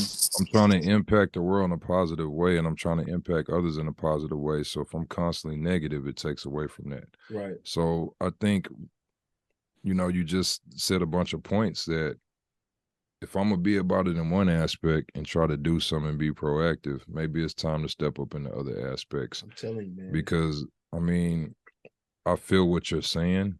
And looking at this process, being able to help these young men, it helps me too. Exactly. It comes right back around. I honestly don't know what I would be doing in life if I wasn't doing what I'm doing. And again, I feel like God put me in a position, all the things I've been through, sum total, to be able to help Cam really, and Cam really to really be able to take it the right way. Right. And you're doing it for the right reason. Yep. When I look at Deion Sanders, what he's doing. Yep. I could see you doing it, but even then, I could see you doing it in different avenues. So, man, I want to encourage you. I'm going to tell you something. You all have been a blessing for me tonight to hear you talk, to hear them talk, to have Cole on here. I jab at Cole a lot, but me and Cole, we live for these kind of episodes. So I want to encourage you two to keep doing what y'all doing. I want to encourage you to keep opening your mind and letting God use you. But I'm telling you, man, the wealth of knowledge that you got, and your heart is in the right place, man, you can be an asset to anything, whether it be this game or life. Just keep your mind open to it. Yes, sir. You got so much to offer. You two, man, y'all got to come back. Yeah. You and y'all talk, man. I want to get y'all in front of a microphone and just let y'all spit. I want to hear about when you go over there, what you do. I want to hear Cam about it. gotta recount Exactly all the events leading up to this, because like I said, man, it's been journey. It's been a journey, Right. and Cam's so modest about it, but I already know what the end of it looks like, And for Cam, man, for me, when he came in, when I saw him, I was like, man, he looks familiar. And then when you told me his name, I'm like, damn, that's big fella. You know what I'm saying? But I'm drawn to Cam. I just met him, but the fact of him going through adversity, I'm a big, because a lot of people in life, people don't understand life will bring you to your knees is how you respond. And to come back from those injuries, man, to lose the weight, that's an incredible story in itself, man. I'm drawn to that because people hear. And I got to give you tremendous props. Right. On people air. Need to hear that, man. People need to hear how you deal with adversity. And Bake, you saying it in such a manner that, like Cam, it's real easy for everybody to follow, bro. Exactly. It's real easy to sit on that corner and talk about what you used to be. Exactly, man. What could have been, what should have been. Right. So for you to be proactive, for you to trust yourself, trust what we're doing, for you to love yourself enough to give yourself this opportunity, bro. I know it's going to be multiplied and blessed. Right. Because it's not just about helping you. Think of how many people outside of the people here that you're going to inspire. Thank you. That's why I got to hear it because I preach that I work with kids that's been locked up. And what I try to preach to them all the time, Cam, is that you're going to face adversity. Life is going to beat you to your knees. We all got to go through it. It's tough. But to have the courage to get up and to say, okay, I'm going to keep going. I'm big on that. Yep. I am so big on that because that to me is a currency of life. It's not about how hard you hit, is when you get hit, how do you respond? So, man, I am so interested. You keep going, brother. I need you to come back because like I was telling him, your experience, man, and what you doing in terms of taking your own path, you doing with integrity, your story needs to be told. You know what I'm saying? So y'all got to promise me y'all come back, man. I know I'm talking a lot. I'm rambling, but I'm serious, man. It's so much good. So much good substance in this room that my audience needs to hear. Because when I say it to people, even to my kids, they look at me like, oh man. But when they hear it and they can see it from you guys are living it. Your dad's living it. It is 100%, man. I cannot thank y'all enough. We appreciate you guys. Y'all got to come back. Yep. Cole, I appreciate it, man. I know it's like 12 o'clock over there, but y'all ain't winning no game. So you can sit over here anyway. By the way, I'm already over this. Number one. We don't hear nothing about New York. Hey, I got a question though, Cole. What's good? How my U of H guy doing up in NYC? Quentin the Grimes. What's the word on the street? I'm talking about the real word on the street up there. Everyone loves him up here. To be honest with you, everyone loves him. There's always a conversation about should it be him or Cam, but they like both. They're actually turning on RJ right now. They're like, give Grimes RJ's minutes. Give Cam RJ's minutes. Bro. Yeah, just one layup, bro. They ready to get rid of him. Yeah. But he missing 20 of them. But before we leave, I also want to say, man, I really appreciate this conversation tonight, man. I want to add to what Baker was saying, man. There's a calling on your life, man. And it's evident in the conversation. It's evident in what your son's saying, what Cam is saying. And even tonight, I feel like for the last few weeks, I've been interviewing for some different things. And even over the years, Baker's always known I always want to be a GM, a coach, work in athletics, do whatever. And I've always kind of like, can I do it? Can I not do it? Or should I do it? And I want to say that your conversation, the way I hear you speak, even though it's relatable and not relatable at the same time to certain things that I'm processing and going through right now, it's helped me. And I want to say thank you. Amen. Because it's renewed the confidence. It's made me realize that, even because I tell students all the time, I've been a counselor for a minute in opportunity programs and all those things. And I always tell students advice like that you tell students and they remember it. But I don't tell myself that stuff sometimes. Yeah, and I don't remember that for myself. And you kept it real tonight and it's helped me, man. But Cole, I'm going to tell you, and that's kind of, you just put it into words what I mean by they helped me too. A lot of times when I'm verbalizing stuff, it's a reminder to myself. That's right. Like, I got to imagine what we deal with as young black men in America. So, you know, not just that proponent of it, but just looking at how society's doing our youth, man. It's tough here, bro. So we gotta all keep each other encouraged. You and Bake have helped us tremendously. You know, I came into this podcast not knowing what it was gonna be about. Great environment, great mentalities and spirits by both of you guys, and you made it easy. You made it comfortable to come in here and be open and honest. I mean, I think that's the trend and that's the environment you guys have created. So, you know, it's an honor to even be around young gentlemen like yourself who are trying to do something to help people and change. So many podcasts out there bashing people and hating on people and talking about what they wearing. And, you know, this is something that's productive and, like you said, can genuinely help others while we're helping ourselves. Right. Thank you, man. We appreciate it. And that's what we try to do, man. No, we thank y'all for having us too. I think just to piggyback on what he's saying, y'all put it in perspective for us. You know, I could just see from me, Karen, really, and my pops, like just the last month or two has been very challenging for us. And like he said, nobody knew what it was going into this. And I'm just sitting at this table, just counting the blessings right now, because you really put in perspective for all of us. And more than anything, no matter how much faith or how strong you are, we all still human. Yeah. And we all still need that, you know, that reminder and that reassurance. And I think that's what it was for all of us. So we thank you for this opportunity. We appreciate the encouragement. You guys speaking life, blessings, the direction, the acknowledgement. The fellowship in general. Right. You know, it's something that needs to be acknowledged and needs to be, you know, spoken on. We're thankful and grateful because it doesn't have to happen. And there's so many people out here trying to do the opposite. Great point. You know, we talked about the grassroots community, but it's society in general. People are tearing others down. And it's just to make each other feel better or to make me feel, you know, less incompetent or whatever it may be.